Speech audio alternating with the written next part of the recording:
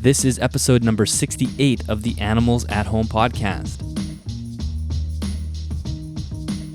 Welcome back to the show. My name is Dylan Perrin. This is the podcast that inspires others to push the limits of their reptile care by promoting high-level, creative husbandry individualized for each animal. I do hope you enjoyed the Roundtable podcast episode that we did earlier this week. That was a lot of fun, and there was a ton of great feedback on that and some awesome discussion that happens in the YouTube comments. So if you haven't checked that out, maybe you listen to it on the Apple Podcast or Spotify. If you want to take part in the conversation, definitely head to the YouTube version so you can take a look at the comments, read them, and maybe comment something yourself. And as a reminder, if you are looking for more information on this episode or any of the other shows or episodes that are available on the Animals at Home Network, make sure you head to animalsathomenetwork.com. You'll find show notes for everything there and links to every different type of show that we have on the network. The show has been growing, which has been really great. If you are interested in helping us grow the show, share the content either on Instagram or Facebook. Make sure you tag me in it so I can personally thank you for doing so. And thank you very much to Custom Reptile Habitats for sponsoring this episode of the podcast. If you are in the need of any high-level reptile equipment, maybe that's a universal rock background or a maximum reptile enclosure, head to customreptilehabitats.com. There are links in both the show notes as well as the YouTube description. And as I always say, those are affiliate links. So if you do make a purchase, a small commission does come back to me at no extra cost to you.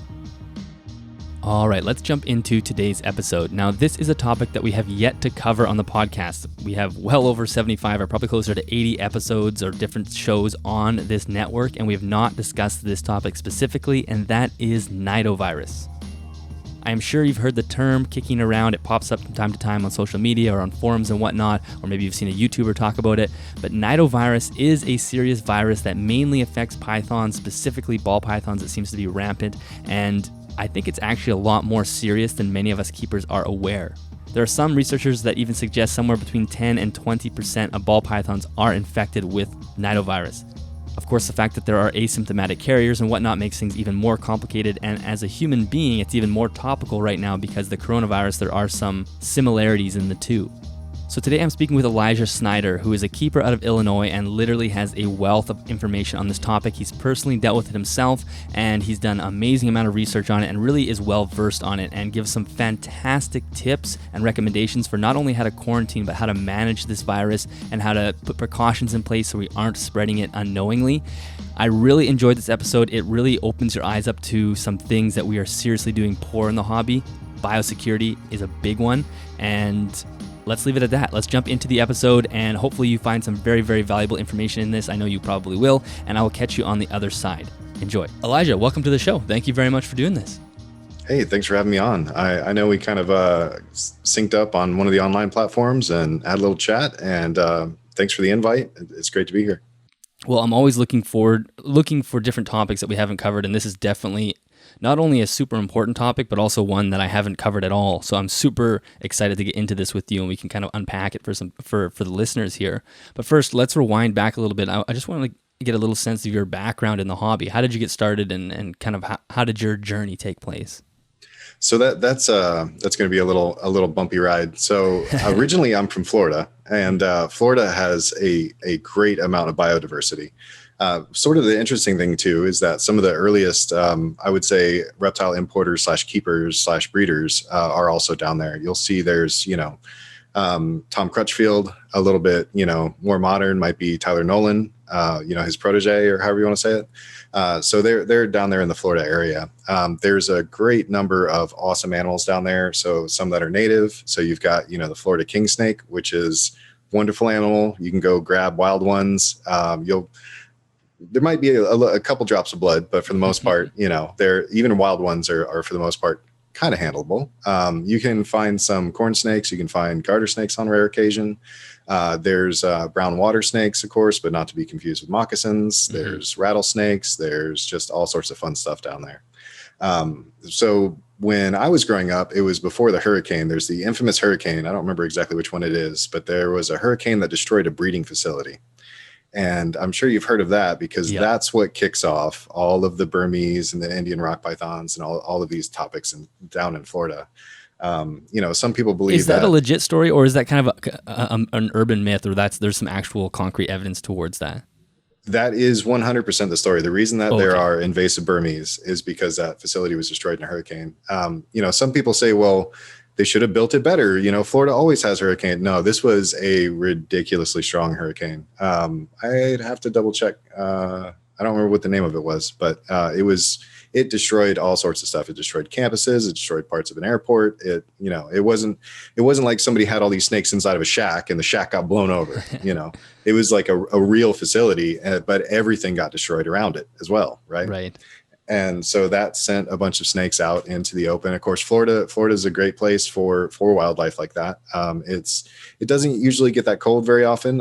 When it does, there's still plenty of water sources. The water sources are generally kind of, they're not frozen, obviously. And there's plenty of places to hide. There's lots of places down there that are, naturally kind of warm springs. It's a great environment. Of course, today we have things like, SB 1414 is going back and forth, and that's the one that bans all sorts of species, including tegu. On the plus side, Florida has massive biodiversity. On the downside, there are a lot of invasive species. Some admittedly were released by the pet trade, but the big story you always hear is the Burmese. That was a breeding facility, 100%, no question. It wasn't, somebody, handing out Burmese python to children who just threw them in a river. That's not what happened, right? It was a breeding facility. And I guess it makes sense because it is such a massive problem. There is quite a large population of them now. It wouldn't have been from 5 or 6 individuals that got out, right? It was a substantial amount that got released, I'm sure. Yeah, and I mean, Florida's got so one, it's the southern United States, so people have a certain view on snakes down there anyway. Mm-hmm. So they're not really too, keen on them, or however you want to say it. A lot of the times the brown water snakes get confused for moccasins. You'll see somebody parked on the side of the road just swinging a shovel, and you know exactly what they're doing, and you just can't, translate, leave them alone. We're at best, just leave them alone so you don't have rats in your house. That's right. Yeah. I mean, that's the easiest thing that most people can relate to, is that this is what's stopping the rats from being in your house. Yeah. Rats are way worse to have in your house. Yeah, exactly. So yeah, living down there, I was probably playing with some sort of reptile at every point in my life. Kind of got into them early when I was a kid. My family wasn't too concerned with me bringing home king snakes or anything like that. That sort of progressed to where some of my friends' parents were like, "Hey, where'd you get this snake from, kid?" And so they thought that they would just bring it to me. Mm-hmm. And, since my parents were cool with it or whatever. So I ended up with what a lot would be rescues, right? But they, honestly weren't really rescues, right? They were either snakes that somebody found on the side of the road, or snakes somebody bought at a flea market, because they used to sell them at flea markets. Right. Yeah. And so somehow somebody else ended up with a snake, and it ended up at my house. That went for snakes. That went for iguanas. That went for, all sorts of critters, or however you want to say it, So I can't remember a time where I didn't really have some sort of reptile. Sort of on a funny story that's also kind of topical, is that my very first ball python was a Burmese python. Oh, perfect. Yeah, it was another one of those scenarios where it was like, hey, my son got bit by the snake, and we want to rehome it. And we know that you all have a bunch of these things in your home, so here you go. We need you to take it. And this was a pet, they had bought it as a ball python at a pet shop or something. Yeah. And then just got confused along the way. And so, we kept it for a little while. And actually, I kept her for a long while. So she got up to about 14 feet. And did you immediately know it wasn't a ball python, or did the size give it away eventually? So I think I was like 8 at the time. Okay. So I was like, this is a weird looking ball python, actually, to be honest. So one of the things that's pretty interesting back then is that even being in and out of pet stores and things like that, the ball pythons were always something that they were not pretty snakes. Mm-hmm. So when I was growing up, and going through different pet stores, even going down to the, some of the reptile shows and stuff like that, ball pythons were not pretty snakes. Nobody wanted them. They were always sick. They came with free ticks and mites. Mm-hmm. Their heads were lumpy and misshapen, and they were trash. They were trash snakes. So It was kind of interesting, Yeah, that is bizarre how things have changed. It's just a complete 180. It just went from everybody saying you shouldn't get a ball python, you should get a Burmese because they're stronger, they thrive, That is just And so crazy to think that that was the recommendation. And now we're like, you shouldn't get a Burmese unless you are an actual advanced keeper. Stay away from that. But at that time, you would have had young people like yourself getting a snake that's going to get 14, 15 feet long. It's kind of crazy. yeah, I had no idea. To her testament. So, and she ended up being female. So she was supposed to be a male ball python, female Burmese. So that works out perfectly, right? Yeah. And she got really big. Obviously, we were lucky to be able to find food sources down there that were the perfect size. I mean, there are people that raise chickens and rabbits and things like that down there, but trying to hunt down a monthly rabbit or even every 6 weeks rabbit or something like that is it's kind of a pain. Yeah, no kidding. When you're 9, right? I mean, well, I probably would have been 10 by then, right? 2 years, she probably would have been, somewhere around there, right? Still, it's a pain. It's definitely a pain. And then there's a whole lot of what's a good way to put it? There's a lot of negativity that went along with owning that animal too. Is when people found out that I had a Burmese, it became well, that's one of those giant pythons that's going to kill dogs and get loose in the neighborhood, and it's absolutely not. I mean, Burmese. I mean, my experience with Burmese is that they know what their food is. It was hard to get mine transitioned to rabbits. So it took a lot to even get her transitioned. So why would she go after somebody's dog? Like dogs don't smell like rats. No, right? Exactly. So yeah, it's just the classic, like the mainstream interpretation of these animals. Yeah. I think from there, like my next most favorite pet that I had was actually a Savannah Monitor, which is another one that, today we're like, don't mess with Savannah Monitors, right? Yeah, yeah. And I got him. His tail was still curled. He was out of that, fresh out of the egg, right? And just kept him for a long time. And the only reason that I lost him actually was because my apartment complex at the time, there was a snake that had hurt a child. And because of already the outlook in the area, people just got really upset about people keeping snakes and people keeping reptiles, And so my landlord pretty much told me, there's nothing in the lease that says you can keep reptiles. So you either lose your animals or you lose your apartment, And right. So it was really, really heartbreaking, man. So that's that was my Savannah. Never bit. I had a really great vet. Even back then, this would have been like, I don't know, like 99, 2000, somewhere in there. So even back then, the vet that I had was telling me, I don't care what everybody at the reptile show or whatever says, don't shove rats down this animal's throat. You need to go find some sort of balanced diet. You need to use, maybe some lean turkey every once in a while. You can find, canned crickets and night crawlers and stuff at the bait shop, and, more insectivore. Don't feed him rodents, right? Yeah, yeah.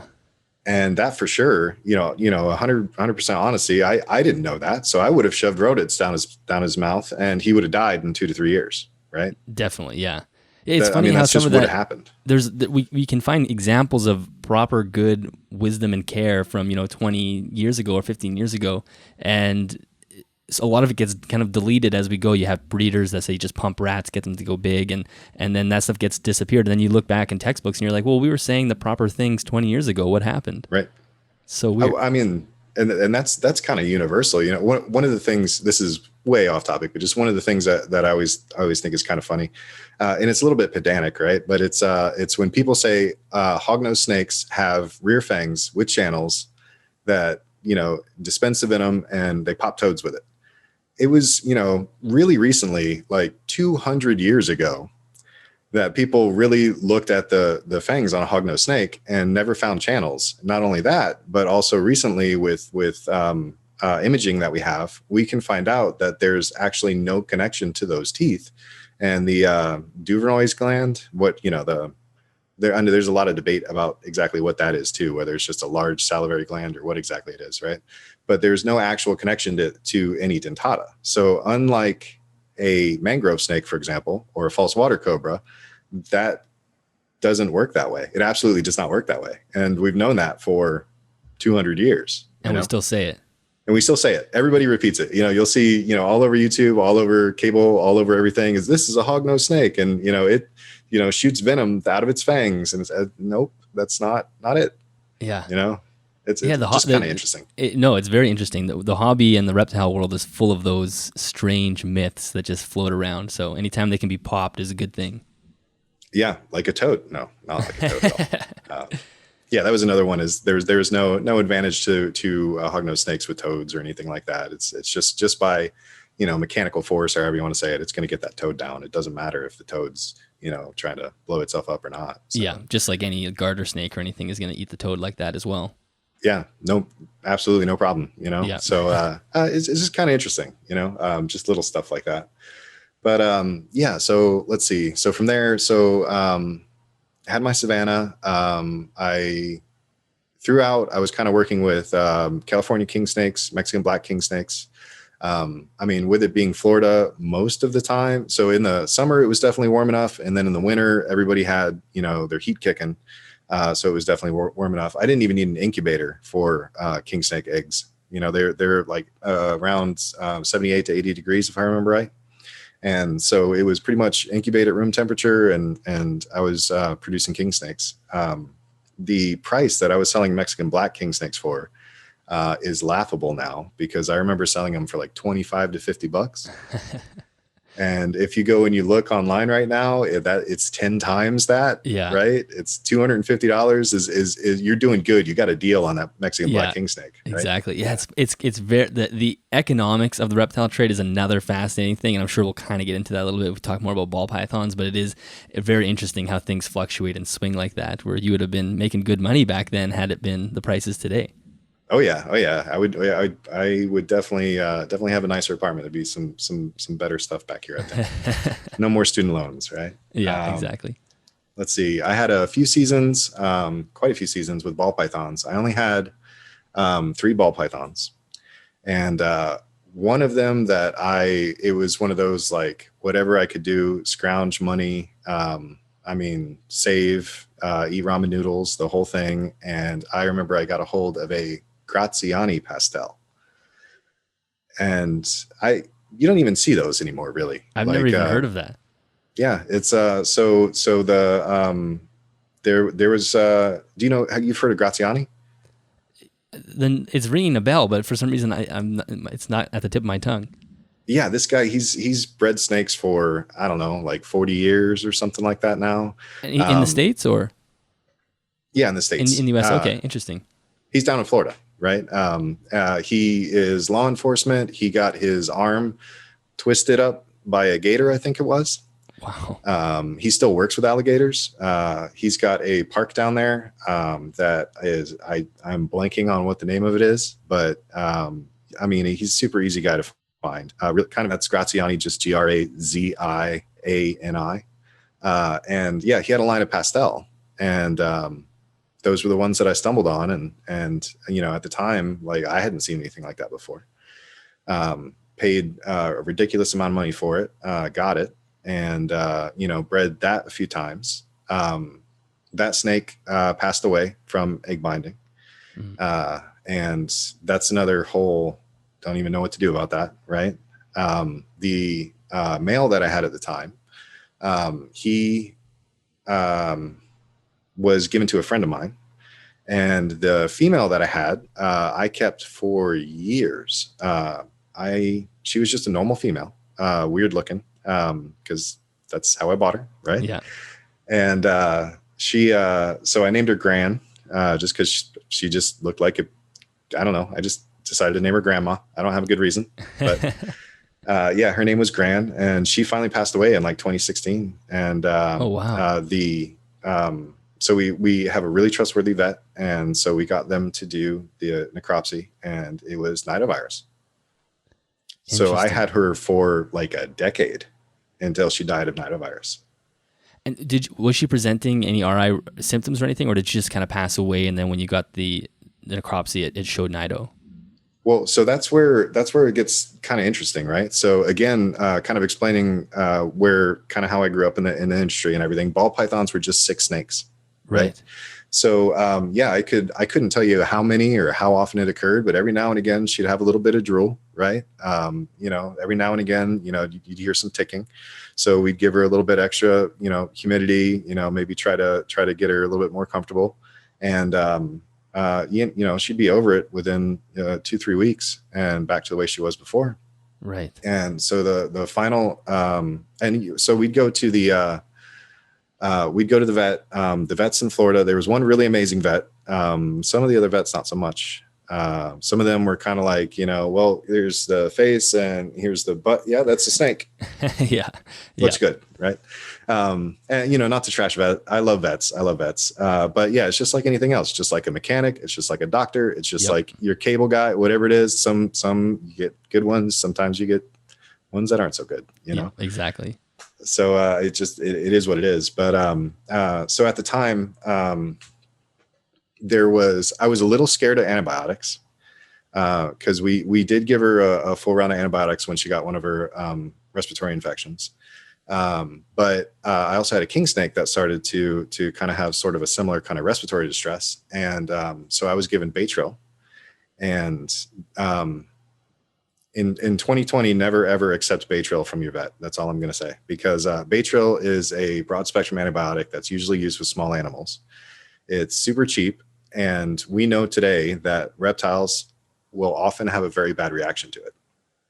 There are just nightmare pictures. I definitely don't suggest going and looking them up, but there's nightmare pictures of what happens to a snake that has a reaction to Baytril. And so I went through that. And so a little nervous, trying to get, any sort of broad spectrum antibiotics. Just for the record, if you're looking for a broad spectrum antibiotic for a snake, ciprofloxacin, I think is how you say it. That's safer. What you want. You do not want Baytril. Do not accept Baytril. And that goes kind of back to some, like you were saying, some vets aren't super familiar with reptiles, so they'll just kind of do with what they're normally doing with the small mammals and whatnot, and it can be deadly without them really realizing it.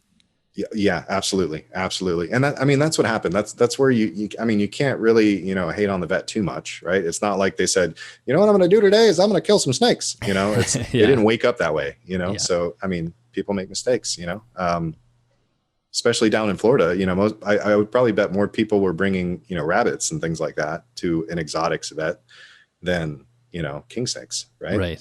Nobody cared about the king snakes, right? But yeah, so there was a couple times that I got her treated with broad spectrum antibiotics. She recovered. At the time, I didn't really know to ask for a culture or anything like that.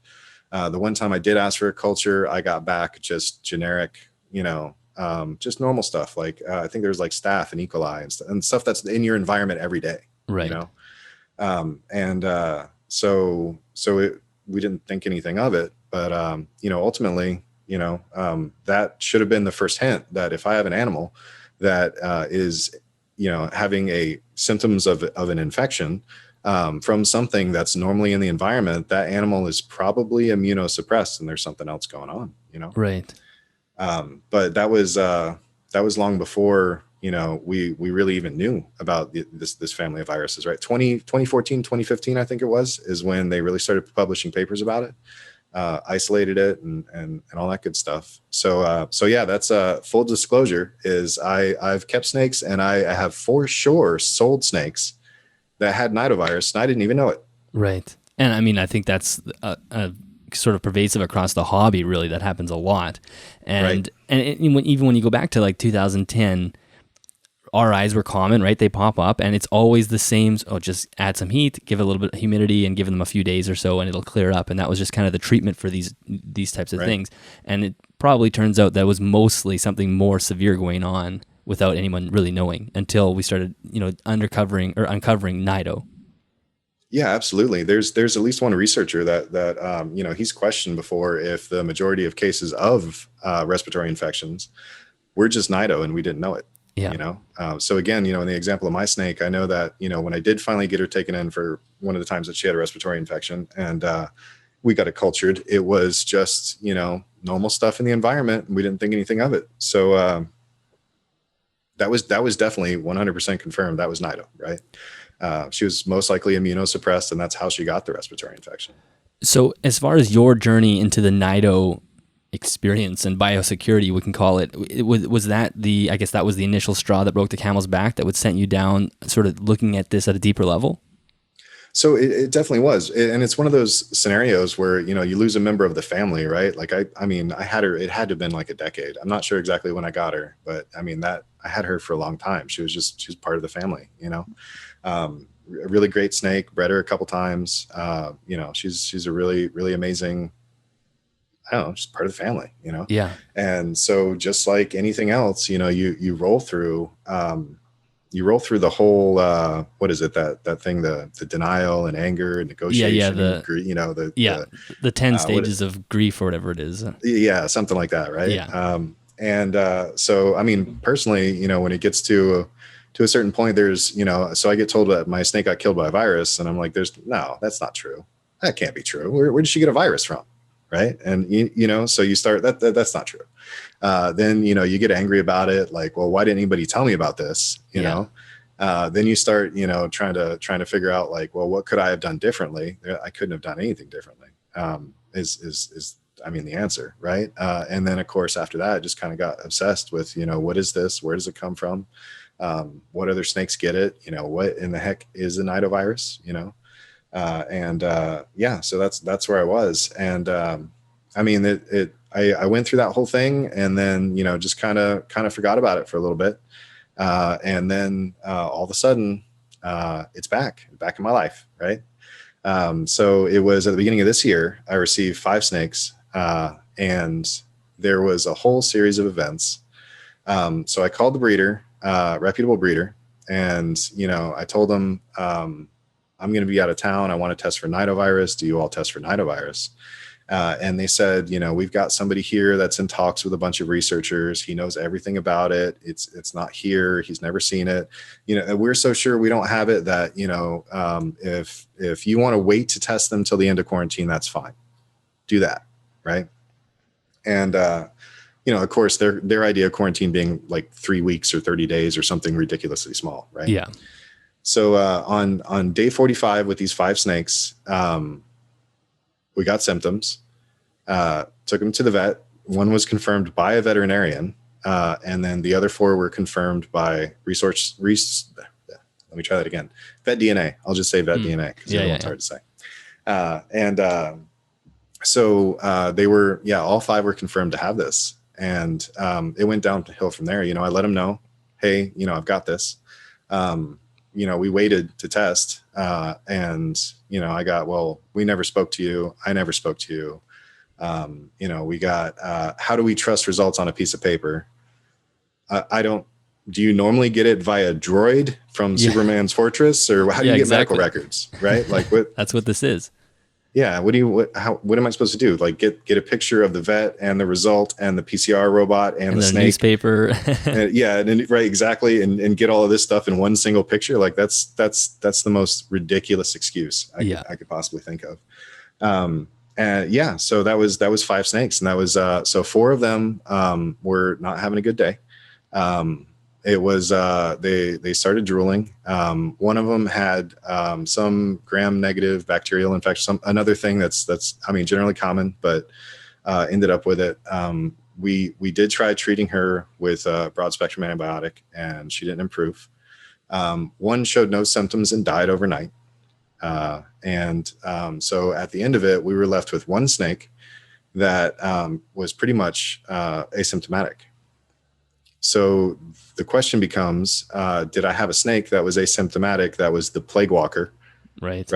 Got thrown in a box with 4 other snakes just by, the 1 snake in this breeder facility of thousands of snakes. I just happened to get that one, and they tossed her in a box. Shipping caused stress. They were packed into that. On kind of a segue or a side note or whatever, is the way that they were packed was inside a box full of shredded paper, including paper dust. So that means the humidity would have been, there would have been no humidity in there. Right. Right. It would have just sucked all that moisture out of the box. Right. And that's one thing that's another, speaking of like, those common myths or whatever, the myth of, the reason you get colds, in the winter is because you go outside and you didn't blow dry your hair or something silly like that, right? But we know that the reason that most people get sick during the winter is because most places you have a lack of humidity. Yeah. And you have people inside, there's a high density of people. And so those two combinations are the natural mucus in your respiratory system that's responsible for getting those contaminants out is dried up. So those contaminants settle, and that increases your chances of getting an infection. So, not only, were these snakes obviously not tested or whatever, but they were thrown in a box full of paper dust. And that allowed, I couldn't tell you if all 5 of them had them before they were shipped. I couldn't tell you if 2 of them had it. I couldn't tell you if 1 of them had, obviously at least 1 of them had it. Right. Right. But yeah, so those are, again, those were, I'm still, so even though I bred snakes, even though I plan to breed snakes in the future and all that other good stuff, currently breeding snakes now, they're still family members, even though it was like 45 days, I was really attached to those animals. They were ball pythons, right? Yeah, they were ball pythons. Okay, yeah. Yeah, you do develop an attachment to them. What was that? You do develop an attachment to them, even if you've only had them for a month and a half. Yeah, absolutely. That was, I was really just, one of them was a morph that I really appreciate, and she had a really great expression. And so right off the bat, that was the thing that really, I really wanted that snake. And so I figured, I'll just pick up these other 4 while I'm here. Right. And, the funny thing is the snake that I wanted the most is the one that was completely asymptomatic and probably, the plague walker. Right. So the irony there, right? But at the end of the day, like these are the animals that I was attached to. So they're my animals. I didn't get my money back, right? I didn't even really ask for my money back. So it was my animals, my money, and this was, mind you, this was a few grand. This was not $100. This was a lot of money. Substantial amount, yeah. Yeah, and then not only that, but I had to pay for the pre-examination to get each snake euthanized. I had to pay for euthanasia. And then of course I had to pay for the body disposal, everything else. So like that is quite a lot of money just gone. And really, again, I never asked for my money back. It's not the money that I'm necessarily concerned with, but some people, when I tell them the story, they don't have any sympathy. These my animals, my money, my heartbreak, all of this crap that we had to go through. The fact that I had brought these animals into my house and I have other animals. So, I've got a short tail here. I've got a Woma python here. I've got, another, I think at the time I had another 10 ball pythons, a handful of other pythons that, would have been susceptible to this. Right. And, the response that I got, of course, was, well, you gave him the virus. I've tested every animal here just for the sake of argument or what. I have tested every animal here since March on 60-day intervals. Do you know how many have tested positive for Nidovirus? My guess is 0. 0. So, and this is one of those things is, so when I first said this, people were like, well, you have to name the breeder. You have to name the breeder. Well, I don't really want to name the breeder. This is a mistake. I knew well enough from previous experience that, this is something that's come through. It's hit the green tree python community. It's hit the carpet python community. It's already hit these communities.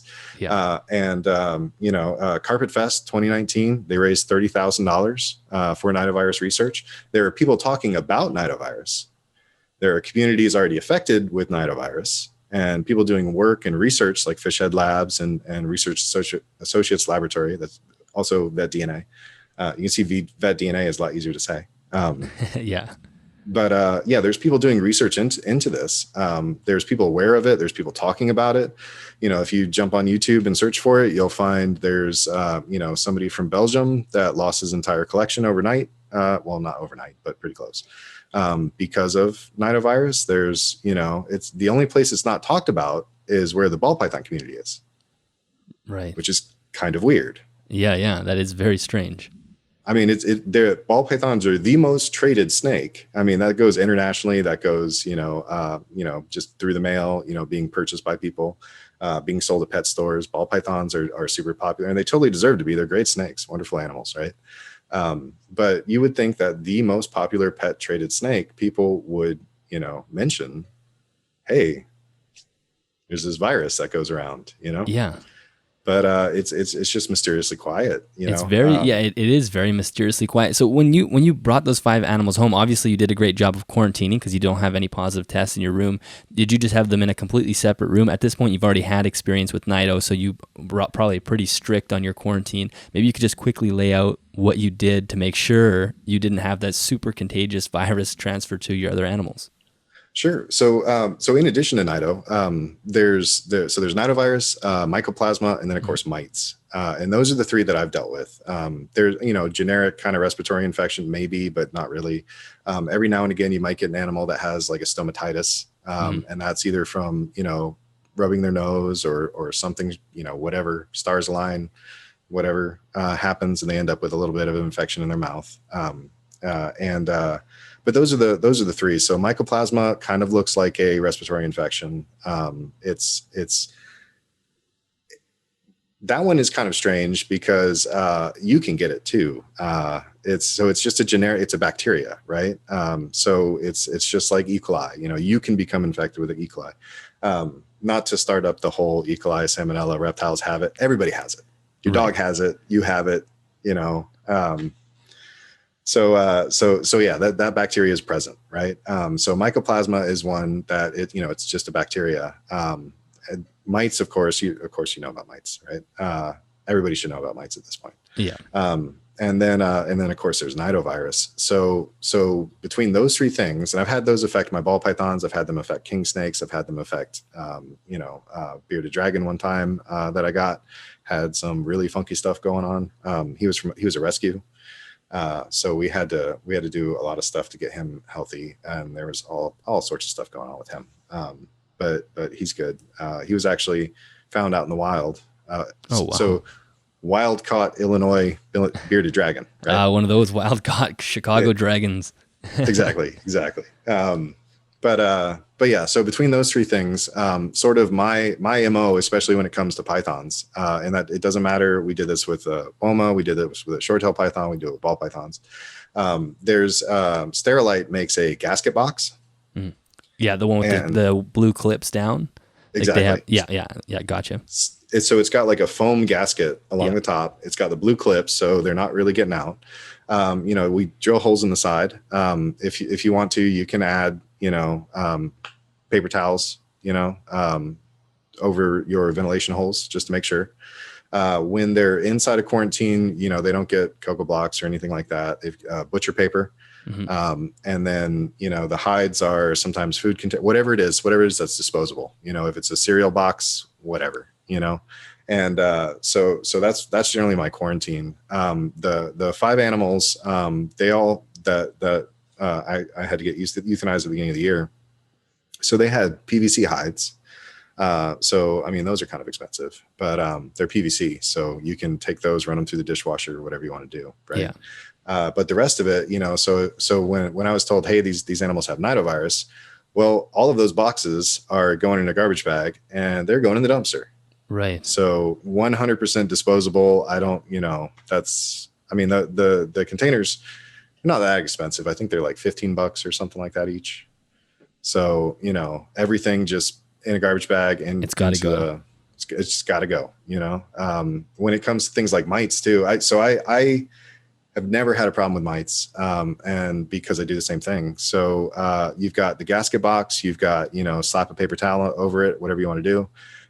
Take the animal out, let him swim around in some Dawn, a couple drops of Dawn in water, and that'll drown the live mites on them.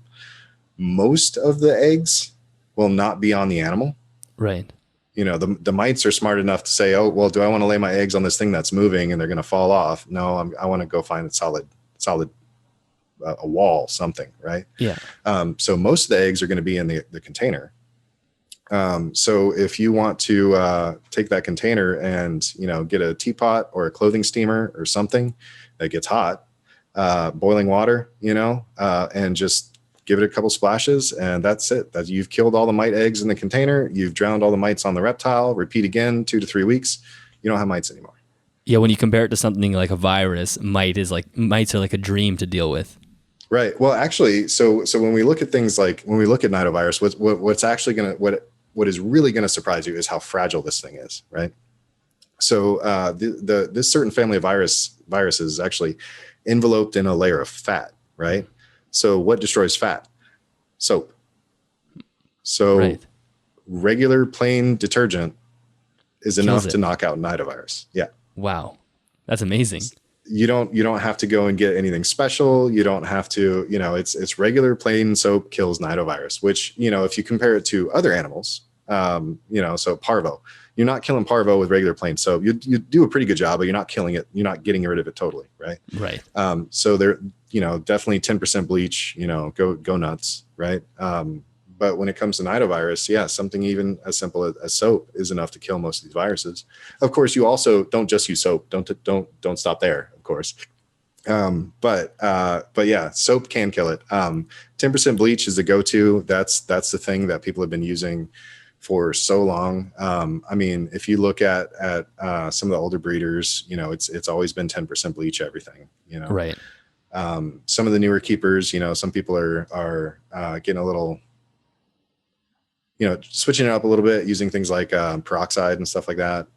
But I mean, the tried and true is 10% bleach kills everything. Yeah. There's of course, if you dig around, there's comparisons of things like chlorhexidine, which is super popular against viruses. So against bacteria, amazing. Definitely wipes out mycoplasma. Definitely keeps your enclosure smelling really well, or really nice, because it does such a great job of destroying all those bacteria. And it's safe. You can also use that. You can spray it. You shouldn't, but you can technically spray it directly on the animal. Right. Yeah. That stuff's also used as a antiseptic for humans. So you can, if you have a paper cut, you can spray chlorhexidine in it, and it's just like if you were using something like iodine or peroxide or something like that. Right. There's medical equipment that is already impregnated with chlorhexidine, right? So this stuff is really great at preventing, any sort of infections, any sort of bacteria. But I think there's a question of whether or not it should be used as a viricide. Mm. So, but again, nidovirus is one that 10% bleach and soap, and that's all you ever need, Like that's definitely going to sterilize the area. That's absolutely going to sterilize the area, So I guess one thing you hear about nidovirus all the time, and I have a feeling keepers probably, a lot of keepers aren't fully aware of what it is, because it's just kind of bubbling up into the hobby in general, or at least we're talking about it more.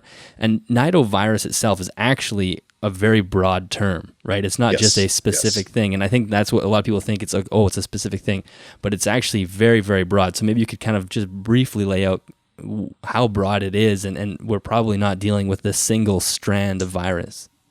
Well, so the family itself. So yeah, when you say nidovirus, that's a massive family of viruses that that family branches into humans, into cattle, into chicken, into fish. I think even have a nidovirus, right?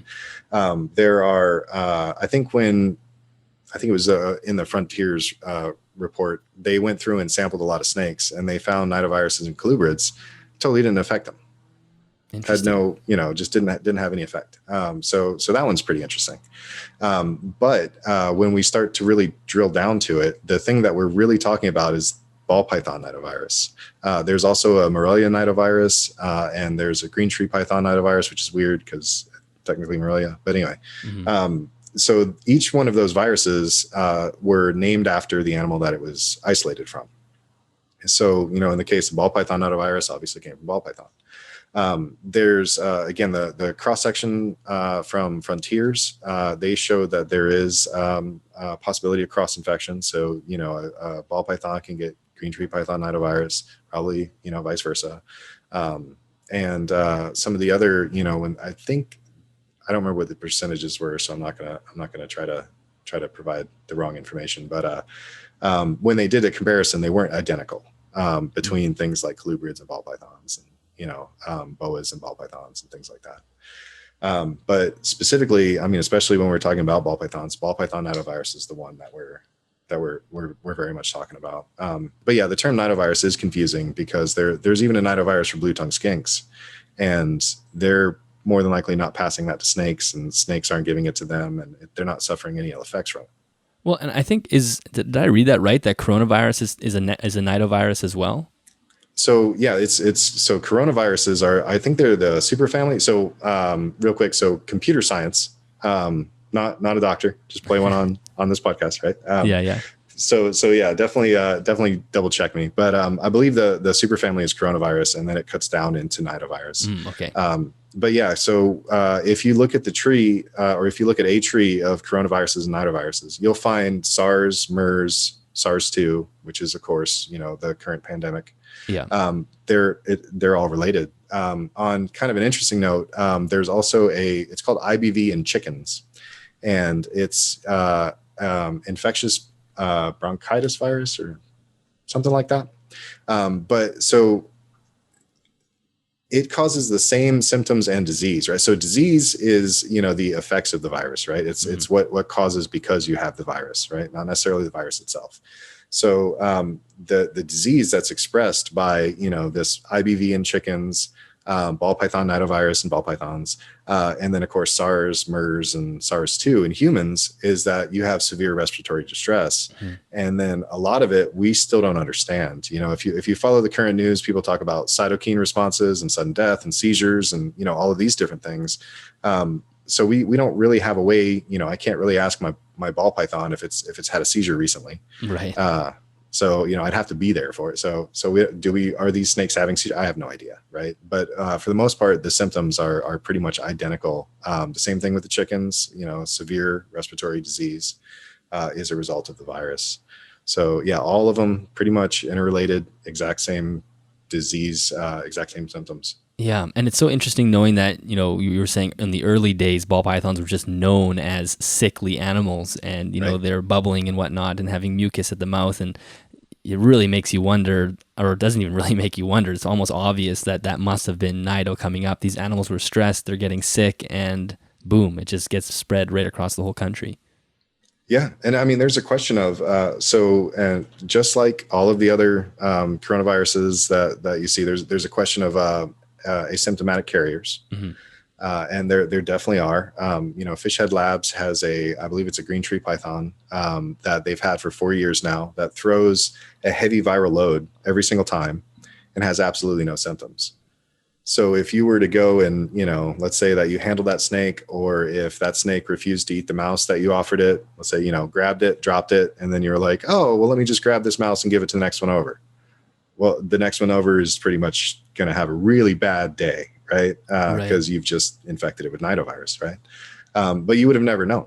If you had that animal that Fish Head has, you would never know that it has nidovirus. Ultimately, from what I understand, it causes a lot of systemic damage, just like any of the other viruses. And that particularly includes thickening of the tissues of the lungs. So almost like an emphysema or something like that, I would imagine. Obviously, not from smoking, right? But from nidovirus. So it's going to make them.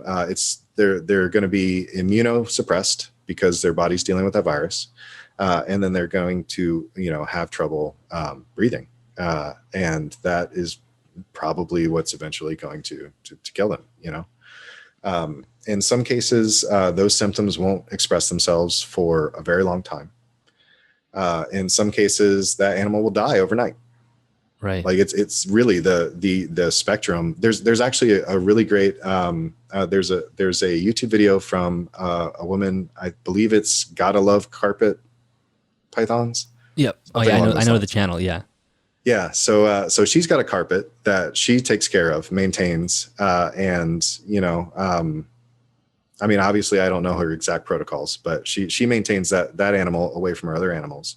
And she mentions that, yeah, every so often there's it gets rest, and they make it through it, and you wouldn't be able to tell that carpet from any other carpet.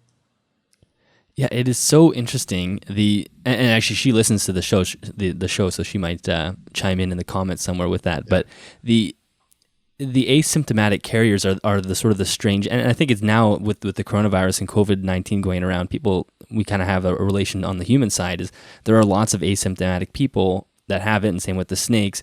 So it's strange how it affects everybody a little bit differently. So it's almost like we're dealing with what is a deadly virus, like Nidovirus is deadly, and then also you deal with a weak immune system as well. Like if you have an animal that has a weak immune system that has Nido, it's certainly going to die. Do you think an animal that has a great, strong, and healthy immune system that gets Nido, are those generally the asymptomatic carriers, or is that just a way too generalization? So that's, I mean, it's a great question, but I don't think anybody knows the answer to that one. The important thing to us though, is that, so if they have a really great immune system, and this is something else that's kind of weird about this too, is that, so when you get the PCR results done, which we'll talk, I think more about this a little bit later. Yeah, absolutely. When you get those diagnostics run, it pretty much requires that virus be present in the sample. The way that we test is that it's a swab in the choana, which not that end of the snake, the other the mouth, right? And it's a little keyhole. If you ever look inside of a snake's mouth, you'll see that little keyhole that goes up to their nose, right? So for whatever odd reason, it was found that it collects there, and that's the best place to sample for this virus. So what is the most important to us is regardless of the animal's immune system, is whether or not it can shed that virus and pass it to other animals. Right. So, and there have been instances where animals have tested negative, test positive in a month. There's been instances where animals that look absolutely fine, and are shipped to somebody come out of the box bubbling. Mm-hmm. And that just has to do with, that dip in the, so they're already immunosuppressed. They bump down a little bit more immunosuppressed. Maybe stress, reduces their immune system just enough so that the virus can kind of get over that hump and really get, really mess them up, or however you want to say it. But I mean, that's another place where, it's really important to understand that, this is there. I don't know of any breeders out there that are like, you know what, I'm going to farm Nidovirus and send it to everybody. That's what I want to do with my life. There's nobody out there trying to kill snakes. Like, yeah, I'm going to get everybody with this Nidovirus. The ultimate plan. Right. What was that movie? Did you ever see that movie Quarantine? Yes, I did. Yeah. Yes. Have I seen that? And I might be confusing it with another one that I'm forgetting the name of. Which one's the Quarantine? So it's one of those found footage films with the newscaster, and at the end of the film, they find the guy in the attic was experimenting with rabies. No, I haven't seen this. Okay, well, so there's no Quarantine movie ball python keepers that I know of, right? Yeah, that's just not a thing, right? So it comes down to ignorance, right? And there's a couple different ways to be ignorant, right? One of the ways is to say, oh, well, you got Nidovirus from that keeper. That keeper deserves to burn or something like that. Yeah. That's no. So I have, in the course of this year, and trying to replace part of my breeding project from those 5 snakes, right? So I picked up some other snakes. I've picked up snakes, and what I generally always do, except for that one time, which is always how it happens, right? Mm-hmm. Is, I receive the snake through FedEx, right? I don't buy snakes from shows anymore. I'll even give people a deposit to take that snake home and then mail it to me. Interesting. And the reason I do that is because, I'm not far from Tenley, which NARPC. Yep. Yeah. Huge, yeah. Kind of a big deal, right? Yeah. They even have rules that you're supposed to get a receipt, and you're supposed to get a care sheet, and there's supposed to be all this stuff that you give this animal. But you get the animal in a deli cup. Mm-hmm. And then you walk out, there's no receipt, no nothing, if you paid with your card, it'll generally just have some generic, whatever on it. So I don't want to take the risk of trying to have to argue with somebody.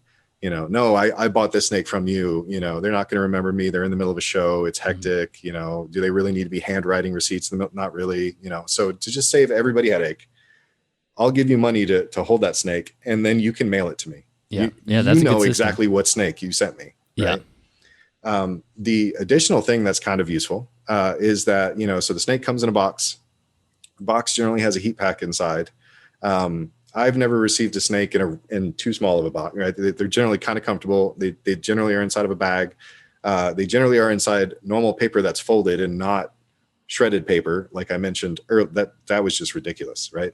Shredded paper full of paper dust is just crazy, right? But so they've got they're comfortable in there. So I'll take that animal, set them on a table that's like 4 feet from my door. So I'm not walking them through the apartment or anything like that, right? Set them on the table, cut the box open, get the bag open, check the snake out, wearing rubber gloves the whole time. And then we Nido test them. And then we put them right back in the bag. And then we put them right back in the box. And so when you do the Nido test through Research Associates Lab or Vet DNA, when you do the Nido test through them, you'll generally get it back within 24 hours. So you have time to pick that snake up from FedEx at 10:30 or 11 or whatever it is, take it home, do the Nido test, takes just a couple minutes, drive back to UPS or FedEx or wherever you want to send the Nido results over. They have to go overnight to the lab in Texas. You'll get them back generally by close of business the next day. Which is incredibly fast when you think about what all has to be done. Like you're sending a sample, it has to get there, they have to run the test and then deliver it to you. Or, I'm sure they just email you or... Yeah, they email us. So every time they'll email us. Since you have to pay overnight shipping, test a bunch of other animals to get the value out of that, right? It's $25 per sample, but it's like, for me, it's, and I get expensive shipping because I want it there yesterday and I want my results, right away. Mm-hmm. So I spend the extra $20 or whatever it is. So it's like it's $40. So it's $40 for me to send the thing overnight. So pack that thing full of, get your money's worth, pack that thing full of samples. And so again, I've tested some animals here every 60 days since March, just to prove a point for the most part, to make myself feel better, I guess, and just pack those samples away. But back to the original point is, so I've received no less than 13 animals that are Nido positive. Wow. 13 animals, right? And that's basically this calendar year. This calendar year. That is crazy. And from different every single people. time, they're all different people. So I didn't order more than one snake in a box just in case, I'd had the same problem. Yeah. So received 13 positive. There is one breeder that I trust, obviously, people have their own favorites, right? But there is one breeder that I trust, and I pretty much have just started buying snakes from him. I don't buy snakes from anybody else. Yeah. I tried, there's just, it was just too much of a risk. But so out of those 13 snakes, they pulled it out of the box, tested it, put it right back in the box, got the results back, sealed it right back up, took it right back to FedEx. Sent it back to the breeder. Sent it right back to the breeder. And there's been more than once where the breeders say, well, you gave that snake that virus. I couldn't have done that. Just think of, just to put this into something relatable. So if you get exposed to a cold right now, you're not actually going to have symptoms of that cold for probably 2 to 3 days. Yeah. And the symptoms of that cold is that virus, reproducing. You'll be shedding the virus at that point in time. So if I gave you a cold right now, I would not be able to test you for a cold. If I gave a snake Nidovirus right now, I would not be able to test that snake for Nidovirus. Right. I have to wait until that snake has been inoculated with that virus and is then shedding that virus to collect a sample from that snake and ship it off. So you have not had the snake long enough for any of that to take place. I have, exactly. So, and see, this is your computer science background coming into play here. You're just like, make everything a very strict system where just there's no holes. That's awesome. It's pretty straightforward, right? I mean, it's easy to understand. If I took the snake and I put it on my counter, the mailman, me, my counter, could not have given this animal this disease, right? Yeah. I've had somebody tell me that I had buyer's remorse because the snake was too expensive. Mm-hmm. And that's why I was trying to return it. The snake in question was $400. That's not too expensive, I promise you. Yeah. I've got a snake 10 times that in the other room, right? Yeah. So that wasn't the problem, right? I've had, people relist the same animal directly on Morph Market again. So I told them, this thing has Nidovirus. I sent them the paper from Vet DNA. I explained to them the test that we perform. They didn't want to take it back. They tried to say, well, I have a 24-hour return policy and you didn't contact me till 6 p.m. Are you serious? Like, that's crazy. this 24-hour return policy thing is like the bane of existence. I mean, I've had bad experience. I've sold reptiles before. I've had bad experiences. I've had somebody that took a king snake, left it in the car while they went to have dinner in the middle of Florida. Oh my God. And, right. And then they're like, well, they're from the desert. They should have been fine. No, none of that. Right. So I know people do dumb things with these animals. Nobody wants to lose animals. But I mean, at the end of the day is that, if you're a breeder of these animals, you need to understand that you're going to eventually get animals back and they're going to be sick, and you need to have your own quarantine or your own Nido collection. I mean, Nido animals can still breed. So that's your animal to take care of now. So either I'm going to ship it back to you or you're going to pay me to destroy it. Right. And I guess when they get it back, there's no symptoms yet, I assume. Or like this could be an asymptomatic snake, so they probably even have less reason to believe you, right? Besides the actual test that you've given them. It's a possibility. It's also a possibility that they get the snake back and it's bubbling. And then they use their ball python keeper wisdom, right? And they say, well, all I need to do is put a tea kettle in its cage for 10 minutes. Yeah. That'll fix them right up. Fix them right up. We should get these guys on the coronavirus. Exactly. You just put the heat and the light on the snake, and that cures everything. Yeah. Right? But yeah, I mean, it's very possible that they get the animal back and they just do not believe that it's sick, or they don't understand that there are some viruses that people do not get over. And I mean, by people, I mean snakes, of course. Right. But either way, it still applies, right? Yeah. So it is, as far as if you have a snake that tests, like, so let's run a scenario where you have a snake that tests positive, but it's asymptomatic. As far as you're concerned, is that something that needs to be euthanized, or do you think that snake can be managed and maybe hopefully keep its immune system in low stress environment to hopefully never manifest the actual symptoms of Nido, or do you think that snake needs to be destroyed? So, I mean, personally, well, let's go the long way to answer this question, right? So when we talk about diseases in animals, there's a disease called, we've already mentioned IBV in chickens, and it's almost the same disease, and this is a very serious infectious disease that will go through what we use for food, right? This potentially affects our food supply. This could cause famine. This could cause a whole number of different things. So when they find this disease in these chickens, they're destroyed, right? Sometimes that disease in those chickens is fatal too. It's proven to be fatal, just like some of these other coronaviruses. Another disease in cattle is foot and mouth, and this disease is not fatal. They absolutely will recover from this disease, but the loss of productivity and the chance of transferring that disease to other animals is not acceptable, and they destroy those animals. Right. So when it comes to pets, if I had enough room, I would actually just open a Nido sanctuary. I would send me all your Nido snakes and we'll figure something out, because these animals can still reproduce. I mean, not that I would want to necessarily start reproducing Nido animals, but they can still reproduce. You can safely breed these animals. So if somebody, was trying to be a new breeder and they said, hey, I got a whole collection of Nido, didn't realize what was going on. I still want to breed these animals, but I don't want to risk my other animals. I would love to be able to take those animals, even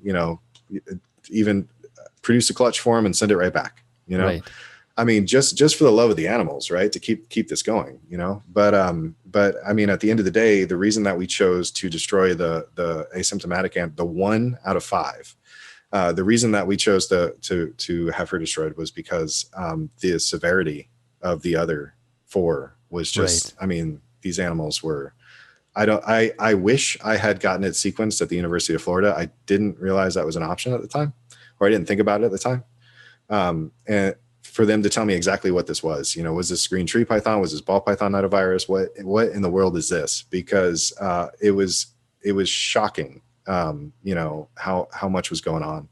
I worked with my vet to try to do cultures. We didn't find a secondary infection except for in 1. But these animals were, I mean, if you can imagine a ball python making the same noise as a goose. Wow. That's haunting, right? I mean, these are animals that you care for. That's not a noise that they normally make. but just trying to breathe, and so that was the straw that broke the camel's back, or however you want to say it, is that the severity of the symptoms that these other 4 snakes had, I did not want a chance with any other snake. So just massive wheezing and just heartbreaking is probably the only way to put it. Absolutely. So they're, constantly, looking up, trying to get the stuff to drain. When they're not looking up, you can look at them and you can just see, not a foam, like mucus, right? Like snot, right? For the most part, just leaking out of their mouth. They are effectively drowning, really. Yes, absolutely. So they're not only are their lungs being coated in this liquid, like this, pneumonia, but simultaneously the tissue in their lungs are thickening so that they can't absorb as much oxygen. Right. So you've got, it's drowning in 2 ways almost, right? Both inside and out, or however you want to say it. Right? Yeah. The severity of whatever it was that those pythons had, I could not risk. If I had an animal that was completely asymptomatic, if all 5 of those animals were completely asymptomatic, more than likely they would live in their own room, and that would just be where they lived. So I already practice biosecurity even with the animals that have never tested positive for Nido or Myco or any of that stuff, right? And that is, I've got a cup, 10% bleach. Gotta love 10% bleach. Yeah. Throw all of the feeding tongs in there and leave them in there for 10 minutes, and then feed. If we run out of tongs before we run out of snakes, start the counter over, wait 10 more minutes. Generally, just because I'm paranoid, I'll wash them with Dawn soap in between, just to try to make sure that they're okay. That, of course, stainless steel and bleach makes rust. So now you have to have a whole other process where you go through and remove all the rust off of these tongs, right? To try and keep everything, sanitized. Yeah. And it's a whole ordeal, right? But that's just, I don't expect everybody to do that. The bleach cup trick was also explained by Fishhead Labs in their Carpet Fest talk. It's a big hour-long video. It tells you all sorts of great tips and tricks. The 10% bleach thing, though, that's been around forever. Like people have, I guess that's another, and I don't want to get too far into the subject, but when we talk about, keeping these animals, so behind you, I see all these amazing enclosures. If I had thought ahead of time, I probably would have set the camera up out there so you could see, some stuff behind me. So I've got a couple ball pythons that are in enclosures, and I've got a couple of ball pythons that are in racks. Mm-hmm. And part of it depends on the ball python themselves. So hatchlings, I generally keep in racks because, I believe, this could be just me, projecting something, but I believe that since they're younger, they're a little bit more fragile.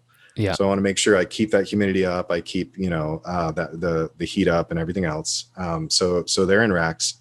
I've got tubs here that are all the way up to 70s, which are massive, right?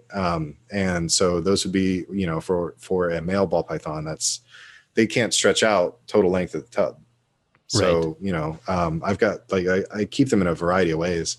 But one of the important things, the reason that I bring up racks is that if you look at, there's a company here in California called Freedom Breeder. And when you look at their racks, you'll find out the rack is made out of stainless steel. All of the tubs are made out of non-porous plastic. The inserts slide right out. You'll get a whole pitch from Freedom Breeder that every single surface is sanitizable. And those surfaces are sanitizable to a veterinary standard. Right. Right. If you went to a vet or you went to a dog kennel or something like that, you're going to find stainless steel, non-porous plastic, disposable items. This is, if we have to house these animals, this is one way that we can increase the biosecurity just by using, these kinds of things that are designed for it. Of course, you wouldn't necessarily use a rack as quarantine. I mean, unless you're buying 20 snakes from the same person, right? That would be a special scenario where you just had a rack of one person's, one source. But at the same time, when it comes to things that, like breeders experiencing outbreaks of something that's a pathogen, they should be able to see that one entire row of this entire rack has the bad juju, right? What's going on here, right? How did it go? If it's one entire row, it's not a matter of, oh, well, the temperature dipped and now everybody's got the resp, right? If it literally looks like it was passed from enclosure to enclosure or snake to snake, you've got a pathogen, right? So that's where you need to, really get your the sanitization standards, the biosecurity standards up, right? No, that is the thing. If you're working with a lot of animals, and especially if you have animals coming in and out, and that's what I've always said, if you're producing animals for the trade, that's where the rack systems do have a benefit, is you can clean them. And when we're talking about Nidovirus, which could be pervasive across maybe, a very large percentage of the ball python community, that is a key, is to being able to wipe things down and clean them. And I know you'd mentioned this. I don't want to go too far on this tangent because I want to come back to this. But as far as the racks go, the one thing, and I know you've mentioned this in the comments and we're going back and forth on YouTube, is you can't add UV light into a rack system, and I mean the way they are now. And I wonder how much UV would benefit the animals, just as far as the vitamin D having the immune system boost, as well as the sterilization that you get from the UV. And I know you were kind of laughing at people coming to using UV as a cure-all for everything, which it certainly isn't. But at the same time, what have you thought about that as far as using UV as a sterilant? Yeah, absolutely. So if actually, since this virus is kind of related to the current pandemic, you can actually look at some of the different technologies that people have tried to release. And when it comes to things like, there's like little purses that you put your keys in, and it's supposed to sterilize it with UV light. There's, obviously the usages of UV light inside of, fish aquariums for sterilization, water treatment. UV light is used in a lot of areas for that sterilization, right? But my understanding, again, computer scientists, right? Like, I don't know enough, about enough to be able to really, drill into it. But my understanding is that, so UVC is the primary light that's used to sterilize. And if you were to produce UVC at a range that it would be effective in sterilization, you would be injuring your snake. If I was to try to, disinfect myself from COVID or something like that with a UV light, I would have skin cancer and be blind, right? Right. We don't use UVC inside of the reptile. That's not a thing, because it's not even a natural spectrum produced by the sun, right? So that is a completely synthetic, high energy form of UV that nobody is using anywhere near their enclosures. Yes, any UVB bulb has UVA and then UVB, but it doesn't go anywhere into the UVC wavelength at all. And when we say UVB too, we have a specific range of the Ferguson zone, right? That there's only a specific, it's not the entire range that's called UVB that causes the D3 synthesis effect, I don't remember, computer scientists, right? Yeah. But so there's a very specific range that's we've come to call the Ferguson zone, right? So it's not even the higher end of UVB that would have more energy that would be able to break up things like these viruses. We've also found out that the UVC sterilizers have just not been effective. There are there's UVC robots roaming around warehouses right now, and we have no indication that that's even effective. Right.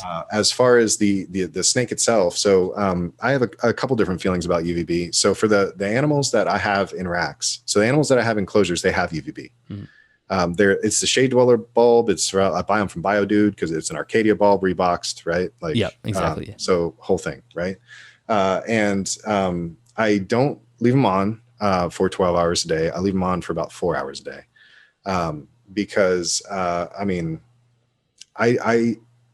my understanding is that I see these animals more often when that light is not on.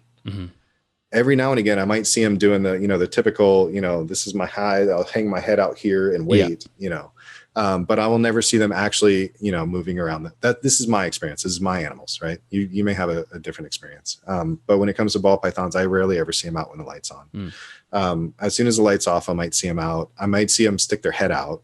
But other things that I do is that I've got above one of my racks, I have a mercury vapor bulb.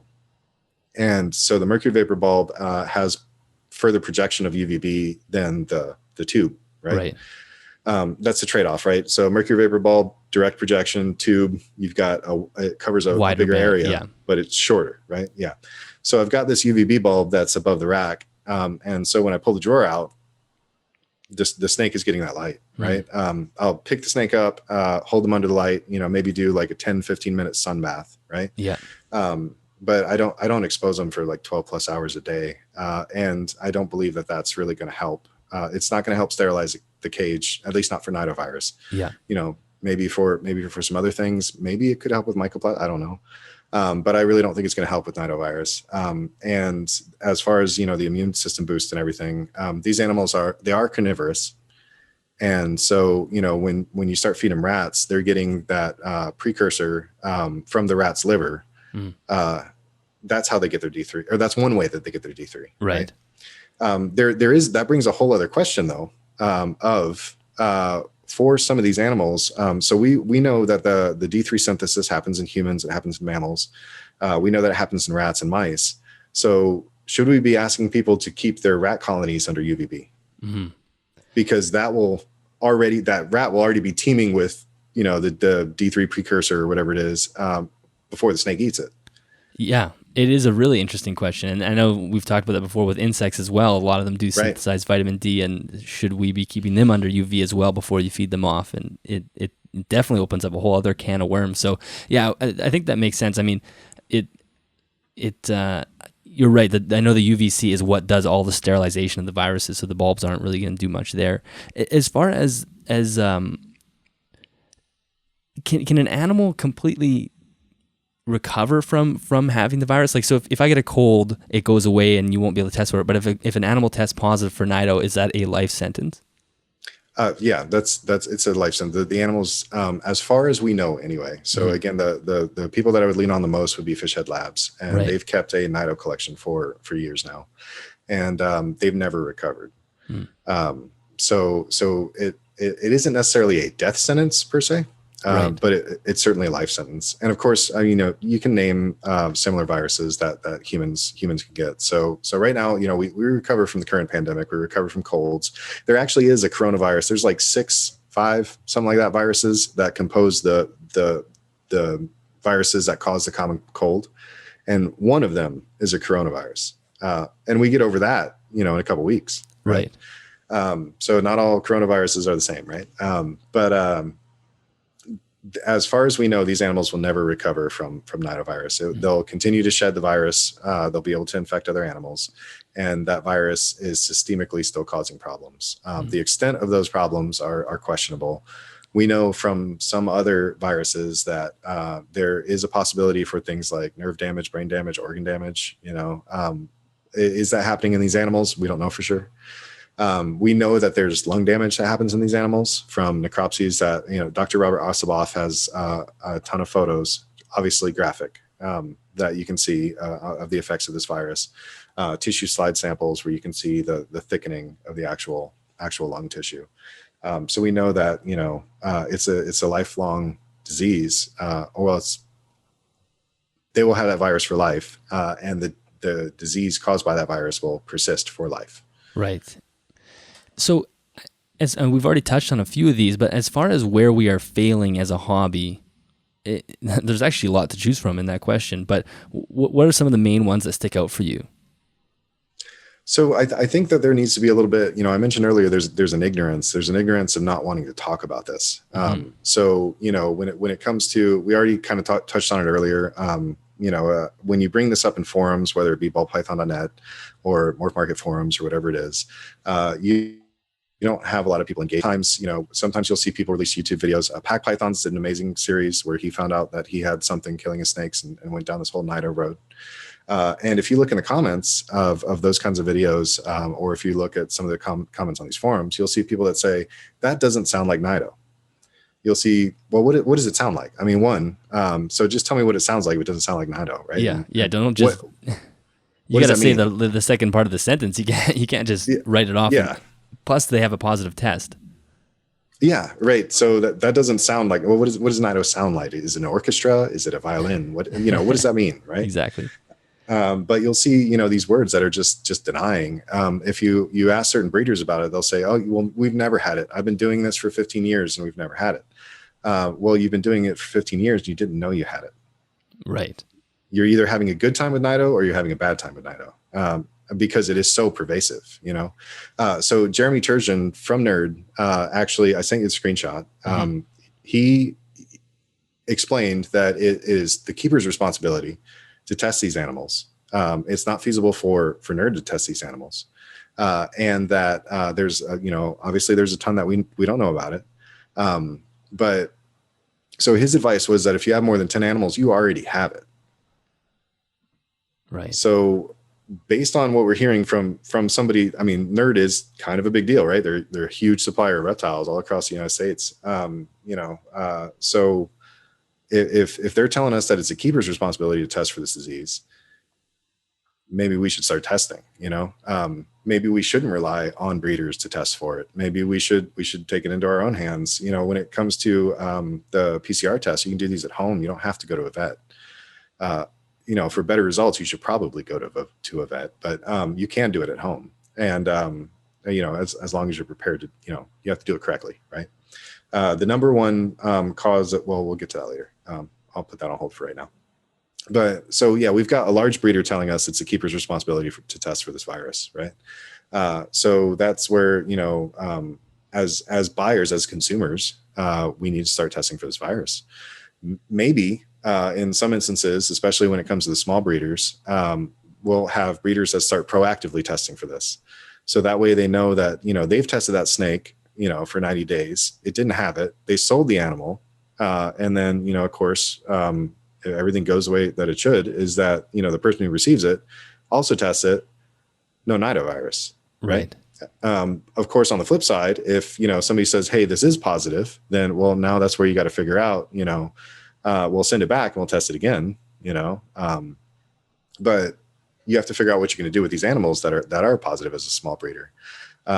And then, of course, you know, if you have these breeders that just aren't testing whatsoever, aren't doing any sort of isolation, you know, or throwing teapots or tea kettles in the snake enclosure and calling it a day, then they're going to be eating $60 return shipping on these animals. Right. And I do want to make it clear, you know, so when it comes to especially when it comes to large breeders that are handling a lot of different animals, Nido is a mistake. So if you do get a snake from somebody that is Nido positive, you know, it's not every snake there has it. It's not true. It is absolutely not true. So, I mean, Fishhead has gone through and they have results that show, you know, numbers from 10 to 20% and things like that. Right. It's not guaranteed every single, remember the way that we keep these animals is we generally don't pick them up, rub them together. You know, No. that's not how we keep these, you know, we take one out, you know, we may handle it for a little bit, put it back in. You know, a lot of people may not even take these animals out of enclosures for a very, very long time. If at all, right? I mean, if it's a green tree python or something like that, maybe people aren't even, you know, they're You not might not handle it that. at all. Yeah. Right. So when it comes to that, you know, these animals are already kind of segregated or isolated, or however you want to say it. You're only really pairing them together for breeding. And so I guess that's another point kind of towards the big breeders that, you know, these big rack systems and everything else, is that they are going to be disproportionately affected than you or I are. And we are going to get affected more. And the reason I say that is because if you see somebody, so we'll use Billy up near you, Billy Rose of Mutation Creation. Yeah. And you look at his facility, it's immaculate. You can see the team going through, cleaning everything. You can see that the tubs, you know, there's nothing stuck on the bottom of those, you know, you can watch them, you know, scrub them out. They do a really great job. That's super clean facility. But when Billy gets a snake, he's not pairing that snake within the next 30 days or something like, you know, a small breeder is in a rush to go get eggs. They're going to try to get those animals and start pairing right away. Right. Well, now you've exposed snake A to snake B. And if it had Nidovirus, now you have a bad time. Right. And well, those two didn't want to lock, so we're going to throw another one in there. Well, now you got 3 snakes with Nidovirus. Right. But when it comes to people like Billy, like, you know, maybe he's obviously not handling every snake in his entire collection. You know, they're doing general, you know, trash and cleanup. And those animals aren't really doing a lot of shared space. They're not doing a lot of shared environments. You know, they're waiting for their forever home. But when it comes to keepers that are buying these things, not the ones, buy a snake from Billy, I'm sure you'll be just fine. Right. Yeah. But if you're buying from somebody else, let's say, and you get an animal that has this disease, you and I are gonna, or people like us, let's say, we're gonna get those animals. We're gonna, hand that to, our significant others or friends. We're gonna throw that animal on the couch because it's cool to see them doodle over the pillows or whatever, right? We may not want to throw away the one rat we managed to get from the pet store, so we might take that out of one bin, put it in the other one if the snake won't eat, right? We're gonna let the kids run around with them, and we're gonna do things that is not gonna follow any sort of biosecurity. So the people buying these animals are always going to be more disproportionately affected. If you have one of two animals and one has nidovirus, that's 50% of your collection. If somebody that's producing these animals on a huge scale, hundreds and hundreds of animals per season, it's a tragedy, obviously, but they're not going to be nearly as affected. Right. They're not going to have situations where they've accidentally spread that virus to nearly as many snakes. They're not going to have animals that, when they purchase animals for breeding, you've got 1 to 3 years for a ball python to be sexually mature and ready to breed. And those breeders aren't buying, proven breeder females or anything like that. They're buying hatchlings for the next wave of what they want to produce, right? They're way ahead of you. Of you and I when it comes to, the next morph and the next combo, right? So they're buying these animals as hatchlings, raising them up. They technically have a 1 to 3 year quarantine on accident. Exactly.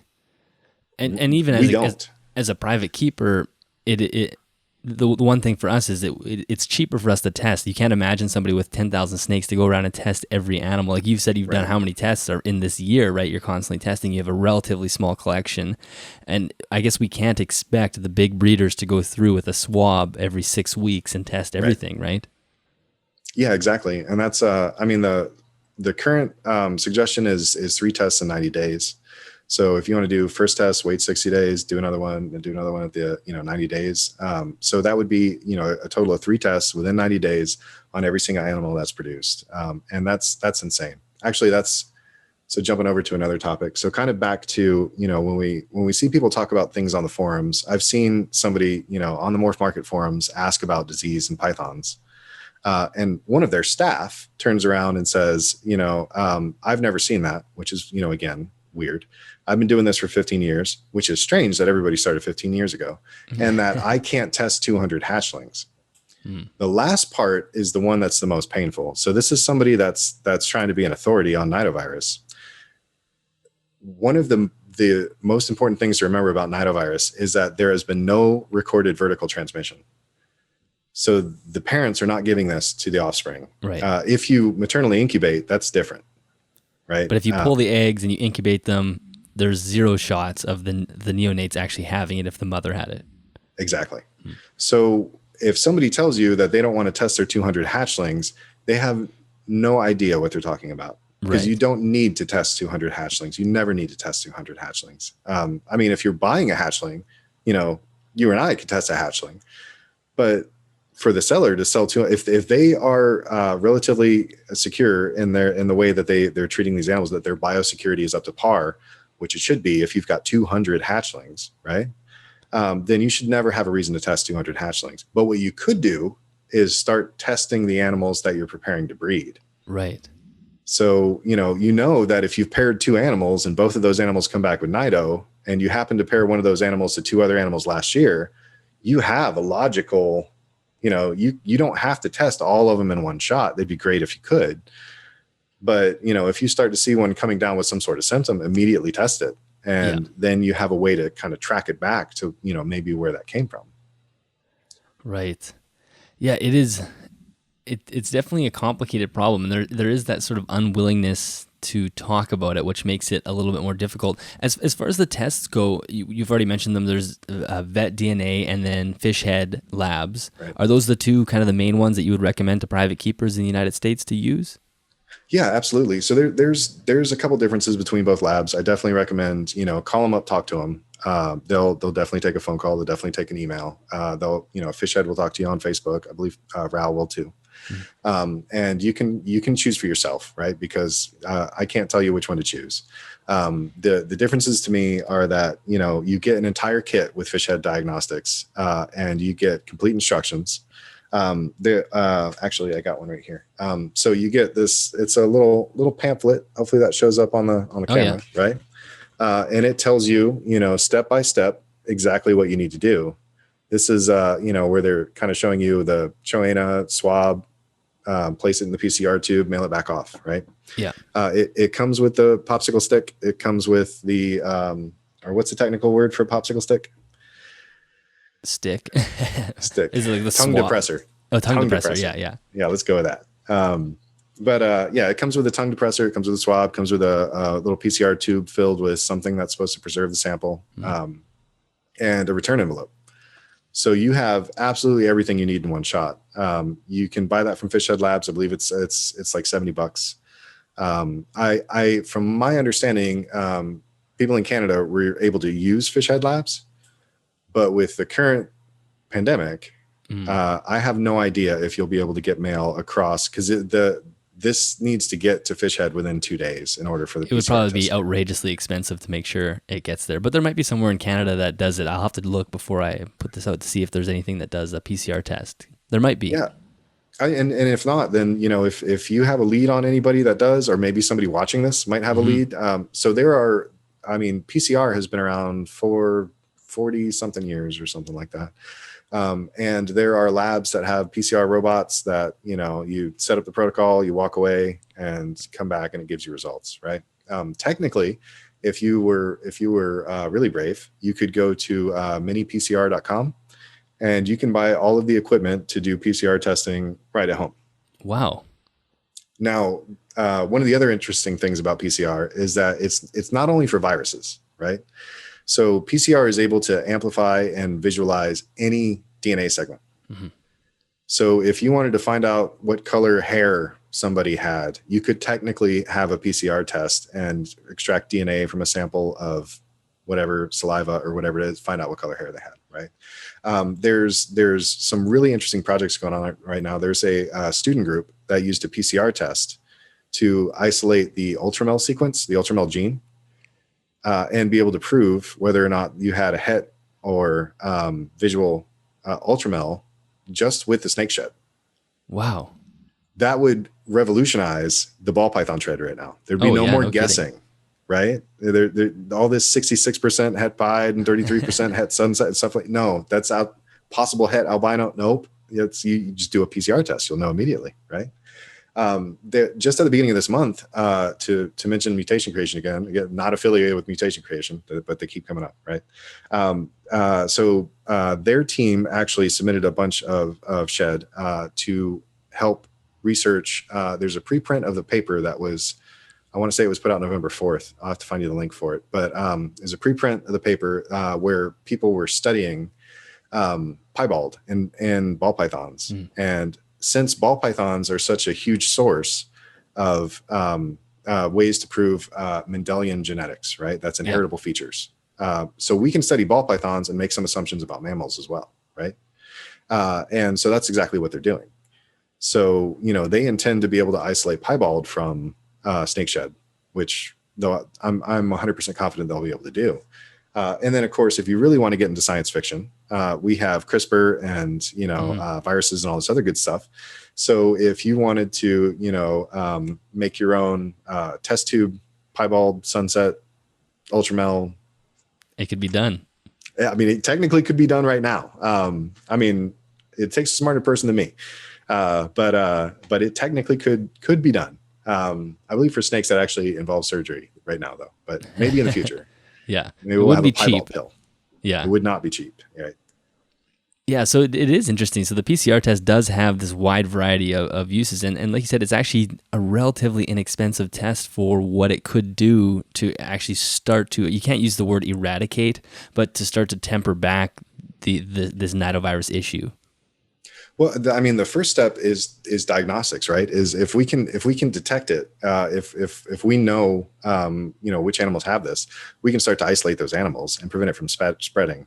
I mean, regardless of what somebody believes, whether they believe it's a natural part of the biology of these animals. I don't believe that, but let's say that it was right. We should expect that we'll always have this virus. Well, I mean, at the end of the day, if you ask me, would you like hepatitis C or would you like to not have hepatitis C? Yeah. There's an obvious choice, right? So If I would like a ball python with nidovirus or a ball python without nidovirus, I'd like the ball python without it, right? So step one is diagnostics, is be able to test and isolate these animals.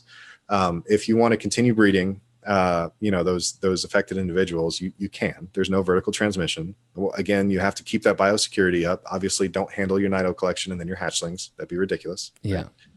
Right? Make sure that you've got 10% bleach. Get wash stuff as often as you can. Separate room.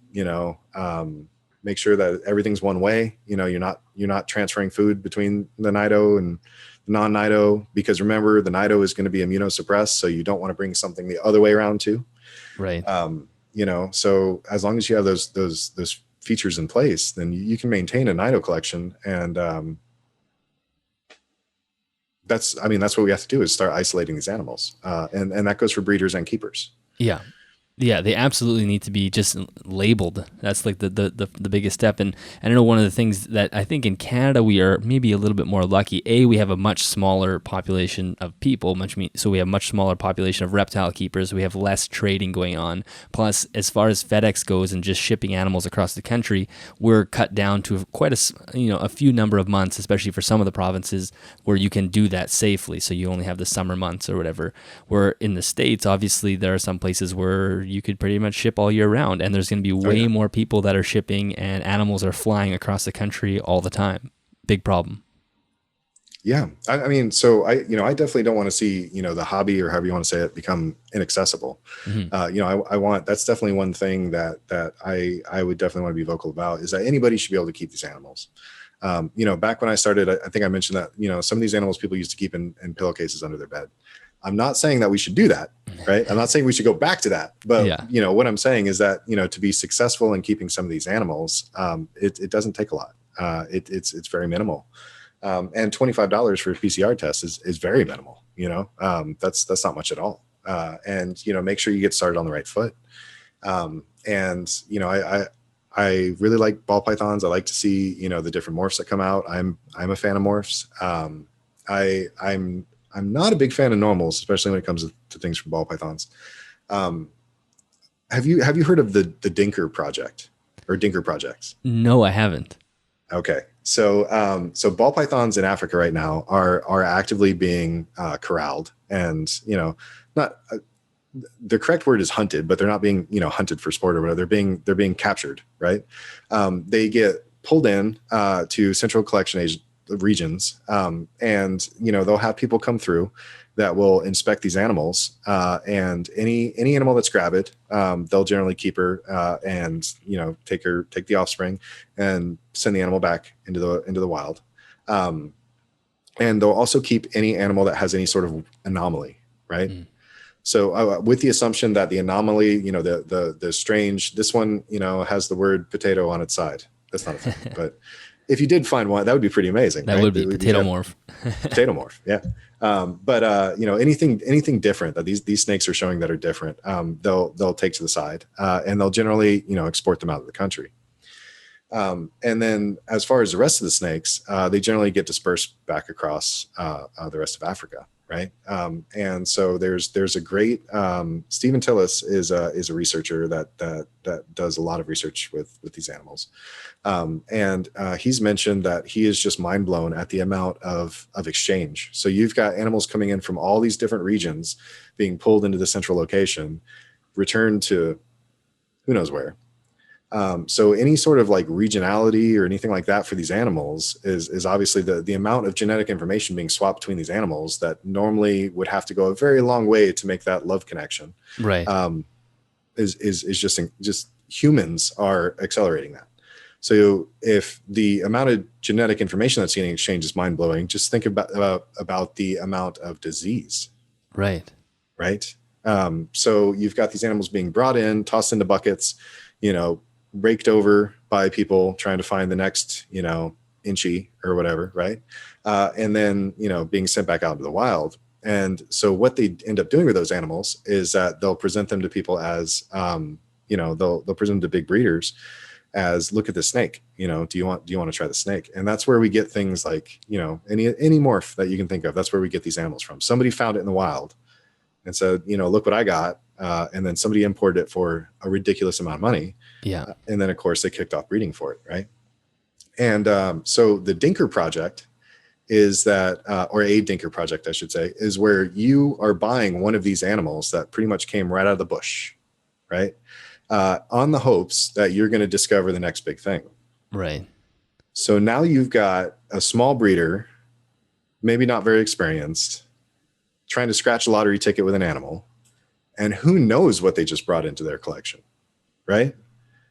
And they probably just drop a ridiculous amount of money on it, and they're just going to get into breeding right away because they want to prove out whatever they hope to be there. And yeah, they could be bringing in all sorts of virus and disease, and they're not even looking at that probably. They're just trying to hopefully find some morph. Right, exactly. And that's, so, again, I'm a fan of morphs. That, is the way that we do morphs, not ideal.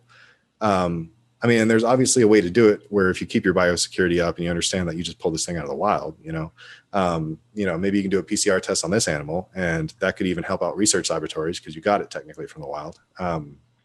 There's a bunch of different ways that this could benefit.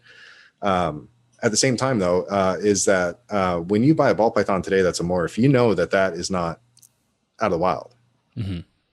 Wild ball pythons, for one, are ugly. They're terrible, right? They have scars. They're just weird, right?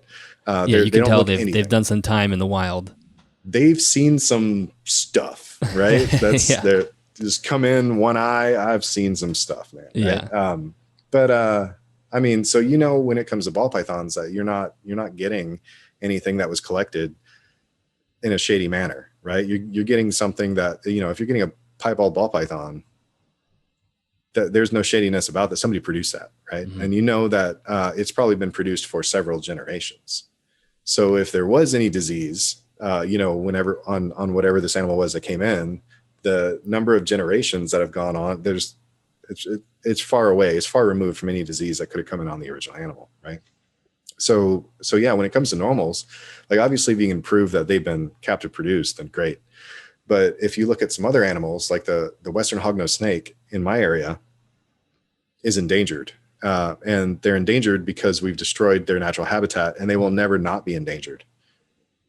Right. The ecological problem, of course, is that even if we were producing these animals as fast as we could, right now, we had a 10-gallon bucket and we could put 10 gallons of snakes in there, but then we shrunk it to a 5-gallon bucket. You can't put 10 gallons of snakes in there. Exactly. What's going to end up happening is you're going to have, the predators now all of a sudden are just going to have a buffet. Yeah. And you're going to have more predators than you did last year. And that, it's always this weird balance of the ecosystem that we can't really control reliably as humans. Obviously, we continuously prove that, right? Yes, we're good at proving that. Yeah. So if somebody wants a normal Western hognose, no, your priorities are confused. Find a morph, because that morph did not come anywhere remotely close from the wild of Illinois or any of these areas that it's from. Leave those animals in the wild. We have plenty of them in captivity already, mm-hmm. which is kind of the way that I feel about ball pythons too. Right. Yeah, no, and I do agree with that. We do not need to be poaching out of the wild for the pet trade. For those animals that are already all over the hobby. We have thousands of them. We don't need to be, poaching more to add more normals to the hobby. And as far as, I think that's one of the areas that we probably agree with on the ball python industry side, is that it does become promoted as a fun project or a side business or maybe a future business. And I guess, do you see issues with that, with younger people coming in thinking they can have a business and they have the blinders on, right? They're not thinking about disease control or biosecurity, and they just watched a YouTube video that showed them they can make thousands of dollars breeding snakes, which we know is not the case a lot of times. It's a lot harder than it looks. And, there's more work to it than that. But then even that is like one of the worst things for biosecurity is you have people that aren't even thinking about it that are jumping into it like that. Yeah, that's I mean, I really hate the videos that are, make your own business, right? And it's obviously, so once again, computer scientist, great career. I am never going to be at risk of not being able to pay my rent because I didn't sell a clown ball python. It's not going to happen, right? So if that's somebody else's scenario, good for you, but that's not my scenario. So I'm never going to be at risk for something like that. I know there's individuals out there that, they are trying to make a business out of it. They are at risk of not being able to pay their rent if they don't sell that clown. They want to keep competitive. And so in order to do that, they have to keep exchanging those animals, So I guess that's one of my questions for a lot of the people that turn around and say, well, I haven't seen Nidovirus in 15 years. Where is your 20-year-old animal? Right. Rarely do you see these, like, where is the 20-year-old animal? Because, the animals that I got weren't hatchlings. And the animals that a lot of people are, just clamoring over on some of these classified sites are not hatchlings either. If you bought hatchlings, again, you've got 1 to 3 years before you can do anything. Nobody wants to wait that long, right? Yeah. So you're buying an adult animal that's probably already 3 to 5 years old. And if you've been doing this for 15 years, you have a 20-year-old animal. And I mean, on top of that, so, once again, I told you the story of the snake that I had that I kept her. She was a breeder. I wasn't going to breed her anymore. She's a part of the family. Right. So I want to know where, some of these breeders are, where is your animal that made you, gave you the passion for this industry? Where is, your member of the family that kickstarted this entire thing? Yeah. Because if you've been doing this for 15 years, she's got to be there somewhere, or he's got to be there somewhere, right? There's got to be an animal that's 20 years old in your collection, right? Yeah, or else where do they go? I guess, or you sell them off, I guess. And I mean, at best, it would probably be a scenario where, they upgrade them, right? So they have a single gene fire, and so they want to go throw it back out and use that to buy a piebald or something like that, right? So they could be upgrading projects, sure. I guess I believe that. It could be, on a sad side, it could be that, their well-producing female got egg bound. That happens a lot, and we still don't understand completely why that happens. Yeah. But I mean, it could be, to the topic at hand, it could be Nidovirus, right? I mean, it could be any of these things, but we know that we've seen, what was it? The San Diego Zoo, I think it was, had a 70-year-old ball python. Yes. Put out a Partho clutch, right? I think it was that. And I mean, and there's been a few zoos for sure that have had 50 plus years. Right. So we aren't getting close to there a lot of the time. So it does ask the question, what's happening here? Yeah, where are these animals at? I mean, I'm sure if we went and hit up somebody like Graziani, who I mentioned at the beginning, I'm sure if we go hit him up, we'll probably find, we'll be able to find, like, he's probably still got the original pastel or something like that somewhere, the Graziani pastel, right? Right. I'm sure that, maybe if we go hit somebody up like Kevin McCurley, where is the original, whatever it is, where's the original, what was their pastel was lemon, I think it was. Something citrus, right? But I'm sure if we go hit up Kevin McCurley, maybe he's got the original too. But when it comes to a breeder that's been doing this for 15 years and they aren't Justin Kabilka, Justin Kabilka, right? Yep. Or know of, right? I so know kind who he is. of a big deal, right? Yeah. So if you've been doing this, because he's been doing this for, I think it's 20 years or just shy of 20 years or something like that. So you've been doing this for 15 years and you're not Justin Kabilka. I question, have you been failing at this for 15 years? Like what exactly? I'm not trying to talk smack about people that have been, doing this for 15 years, but I have questions of where are the 20-year-old snakes? Mm-hmm. If you have an animal that's a really great producer that you've been using to produce for 15 years, where is that animal? Yeah. If you had a really great snake that was a good producer, and, even if she was just a normal, and you've been going, on Morph Market or wherever, and picking up these, 5 and 6 gene animals, and you have an animal that's a really good producer that's putting out 10 eggs every single time, why would you ever sell that animal? Exactly. Yeah. And I really want to take, people that are getting into it, I really want to shake them, right? Because, they'll see these, proven breeder, and I hate this word, right? Or I hate this term, proven breeder female ball python. And that doesn't mean the same thing as it does in other snakes either, which is interesting because, I mean, proven breeder means that the animal has reproduced. But generally, when you look at some of the other snakes, you'll see proven and then a trait. Like, right. albino or something like that, right? So that's what proven. It's just The weird. genetics That in is ball proven pythons, with it. Yeah. right? Proven breeder, I guess, for ball python just means that she's produced eggs. Yes, and that's just weird to begin with, but it's just a weird ball pythonism. But so when you see people going nuts over, I need more proven breeder females, proven breeder females. So we've had these animals in captivity, and they're not hard to reproduce. I'll tell you flat out, they're not hard to reproduce. Right. I mean, we've had them in captivity so long that rarely do they not reproduce.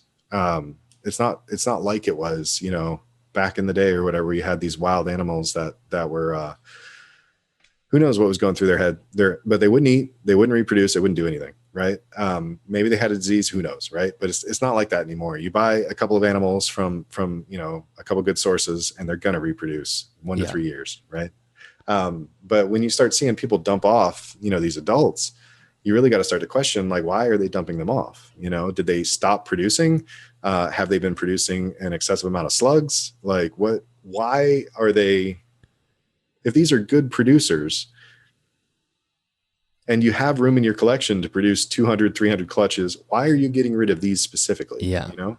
And I mean, that's a really big question. Well, me and you that think I about really it, want like to shake people. if you have a ball python, if the actual lifespan is 50 plus years, I think in the breeding hobby you would hear people say a 10-year-old female is an old female and needs to be retired type thing, but really that's not even halfway done her life, so she could be a breeder for a long time. So yeah, you do wonder, why aren't they holding on to these animals? Where are these older animals in the collection? Are they dying off with respiratory infections, or are they just no longer producing because they're ill, or they have their immune systems are down and they're not able to produce eggs and whatnot. So it is definitely an interesting question. It's a huge question. And I mean, there are, so again, I'm not trying to talk smack about breeders, but there's, TSK, the snake keeper. If you go and look them up, I believe they have their original Xanthic, I think it is. And that snake's got to have a couple decades on it. I don't know for sure. But I mean, that's an example of somebody that has been in the hobby, has influenced the hobby, has been doing this for 15 years. I'm sure they've been doing it for longer than 15 years. But, yeah, that actually has an animal that's, more than, 10 years old. Right.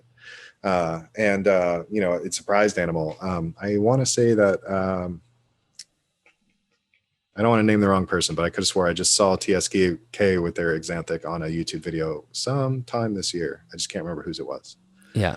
Interesting. Yeah. So it is nice to see some older animals, especially when we know the lifespans of a lot of the species is actually a lot longer than we really thought. And something like Nido could really be shortening that without us really knowing.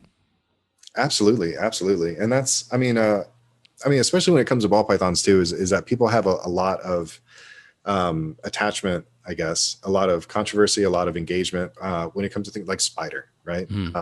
And so, I mean, just for the record or whatever, so spider is a developmental disease. And if you ask me, there is no spider without a wobble, as long as wobble is qualified as a developmental issue. Right. So, does every spider, shake? No. Does every spider corkscrew? No. Do spiders that are young and shake grow into adults that don't shake? Yeah. Do spiders that don't shake grow into adults that do shake? Yes, this is a developmental issue.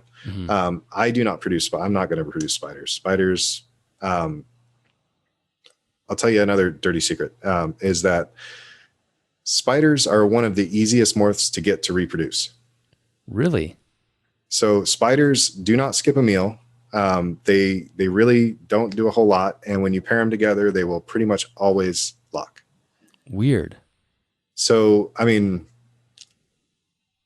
people will sit there and say, oh, well, it's the beauty of I don't think so. Oh, well, it's, the way that it interacts. And I don't think so. I think it's laziness, right? It is the idiot proof morph.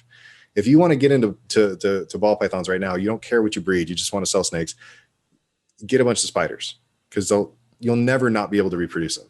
Wow. I would never have known that. That's so bizarre too. It's just the thing with spider, they're just, I don't know how to explain it. They're just not all there. I mean, I don't know how to explain it. Every single one has a developmental issue. I do have a pet spider. I do have one here. I was going to buy one in the past, but I missed out on it. But this was long before we knew about all these defects and everything. Right. But it just goes to show you that this is one instance where people have made a massive deal about this. We know the facts. We know that almost every morph that has some, or actually, let's make it more scientific, right? We know that every phenotype, that's a visual difference between a normal and something that has inherited this gene. So we know that every phenotype is some sort of alteration of the neural crest. And we know that drastic alterations of the neural crest produce dead snakes. They produce, the jag carpets, the spiders, the power balls. And it will, I think I said dead snakes. I should have said snakes with developmental issues. In the case of super spider, of course, that's lethal. That they're going to die, right? And there are other animals that are the same. And I mean, we know about this. We know that this is a drastic change. We know the biology of it. We have theories behind it. I don't have any compelling reason to produce spiders because of that. I don't have any compelling reason to even produce super lessers. And that is the only thing there is their eyes are slightly smaller generally. So, I mean, I just personally, I don't want to do that.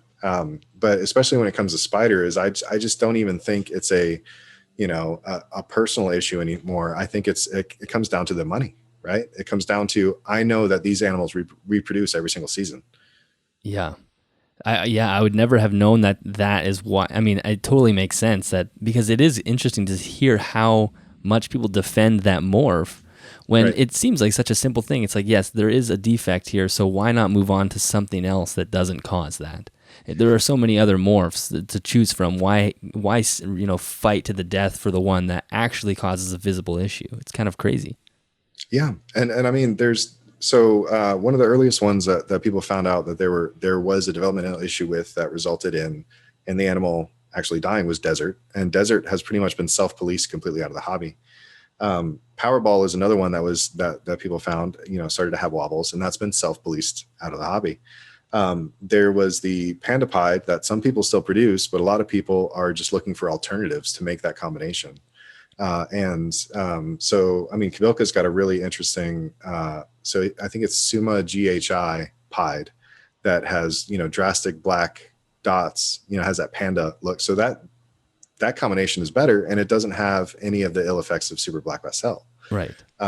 And so we've got people that are advancing these combinations, or however you want to say it, the husbandry and production of these snakes.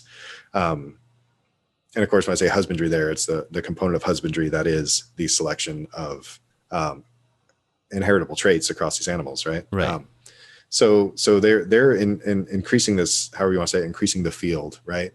And making these combos that look like something that was very popular, like the panda pied, but without the defects that are inherent to that combination. There's I don't remember exactly what it was, but somebody showed a picture of a morph that looked an awful lot like a spider, but didn't have the spider head stamp and none of the defects. So that would be interesting if we had a safe spider, right? Will we ever have a safe spider? I have no idea. Are there morphs that look pretty close to spider? I mean, if you compare, something like a bamboo to a spider, like they kind of have that same, white wall, same reduced pattern. It's slightly different, but it's not any uglier per se. It's not any more beautiful, but it's to me, that's pretty equivalent. So why keep spider around? Yeah. It's very interesting, but I think you're right. I think it does come down to the money, and the money is where I think that's where a lot of these issues are popping up, where people think they can make money off of breeding these, creating breeding projects and doing this. And for most people, it's a great pastime, a great hobby. You can maybe make a little side money, or maybe make enough money to pay for your own hobby. But to actually have a full-blown snake business, it's actually harder than you think, and it might not even be the job that you want once you actually get down to that. If once you're starting to deal with sales and customers and whatnot, it's not just breeding snakes, and that vision is probably what really leads to these widespread diseases and whatnot, just, going right across the country or a continent inside, these populations of captive animals. Yeah, absolutely. And then the other thing that goes hand in hand is if you ask somebody, okay, so you're getting into ball python breeding, what about the rats? Mm.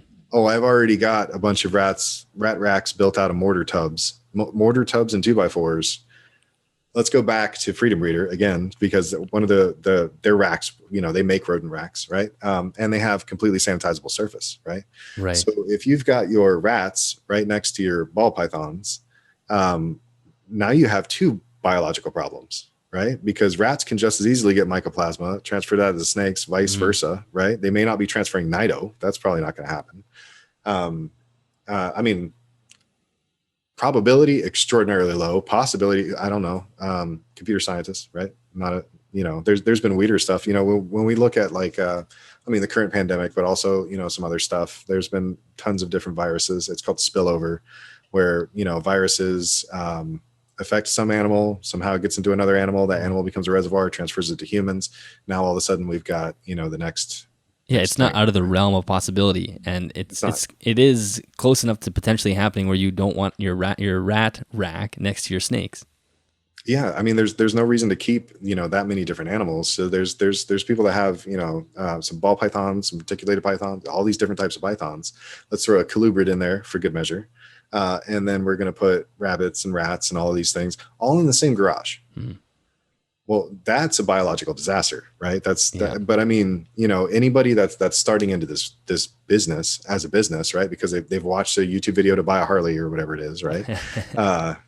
Crazy. But so they've seen, somebody do this. And so, their first step snakes, second step rats, and, one of the things that is kind of interesting to me is that I love frozen thawed. I absolutely love frozen thawed rodents.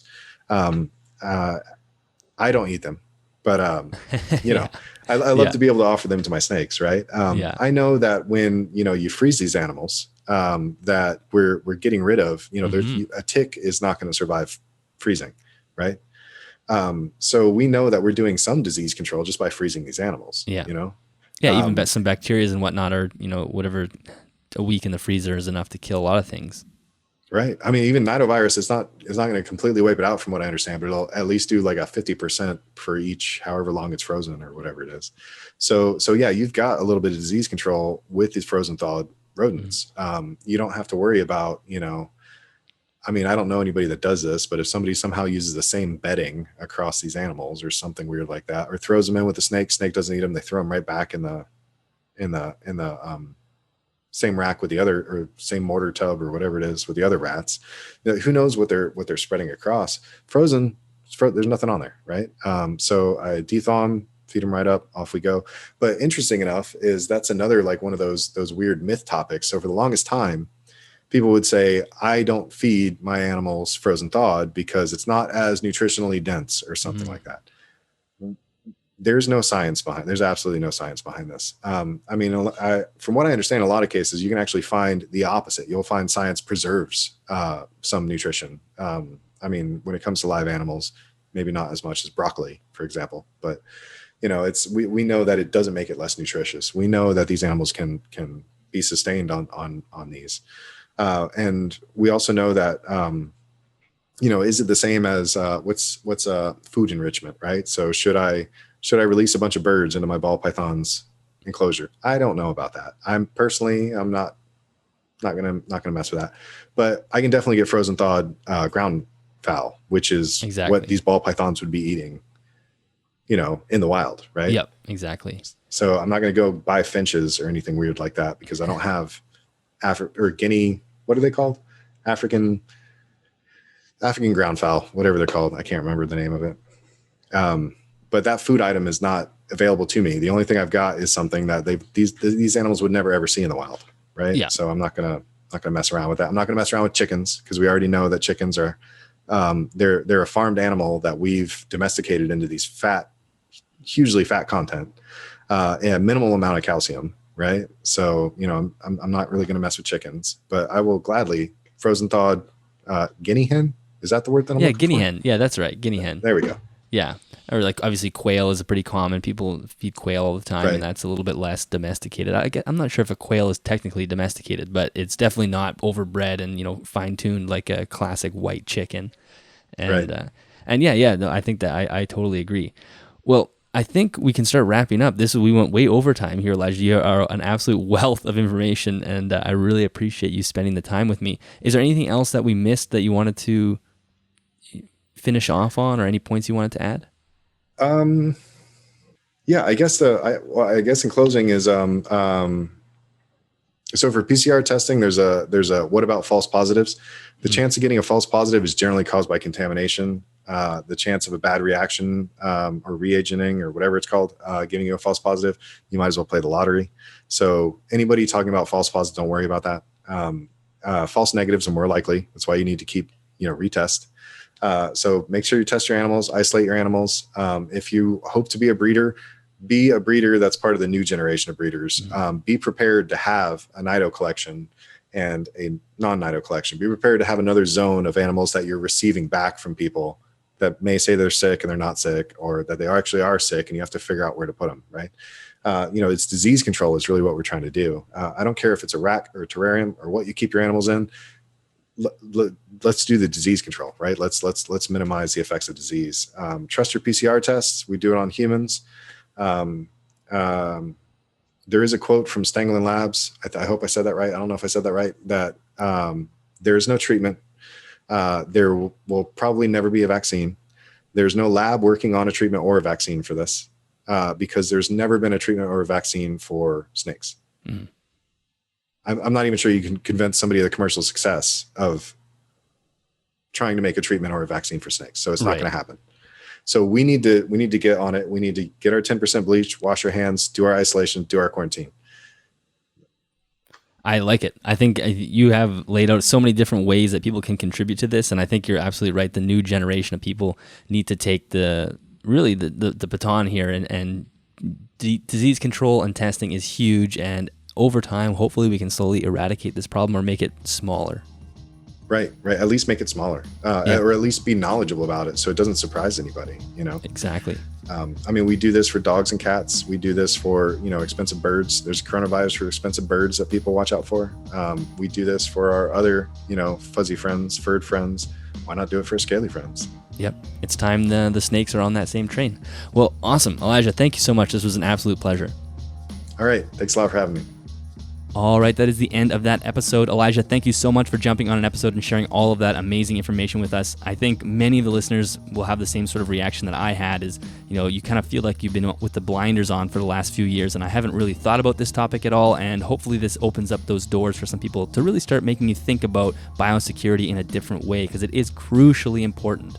If you are interested in learning more about this topic, make sure you check out the show notes. Again, you can find that at animalsathomenetwork.com. In the show notes, I'll include links to Pack Pythons, which is the YouTuber that we mentioned in the episode, who is actually dealing with Nido as we speak. He's documenting it on YouTube, which is really interesting. I will also put the Nidovirus presentation from Carpet Fest from last year there. That's a great YouTube video, as well as the podcast From the Ground Up with Joe and Melissa. They did an episode with Stephen Tillis, and that really breaks down a bunch of different things about this virus. He's one of the researchers that's working on this, and that's a fascinating episode as well. Thank you very much to the listeners. Again, if you are interested in supporting, just share the show. Share it on Instagram or Facebook, and make sure you tag me in it, either my personal Facebook account or my Animals at Home account, so I can thank you in person. Thank you very much to Custom Reptile Habitats for sponsoring this episode of the podcast. Again, if you are looking for reptile-related equipment, go check them out. You can find links in the show notes as well as the YouTube description box.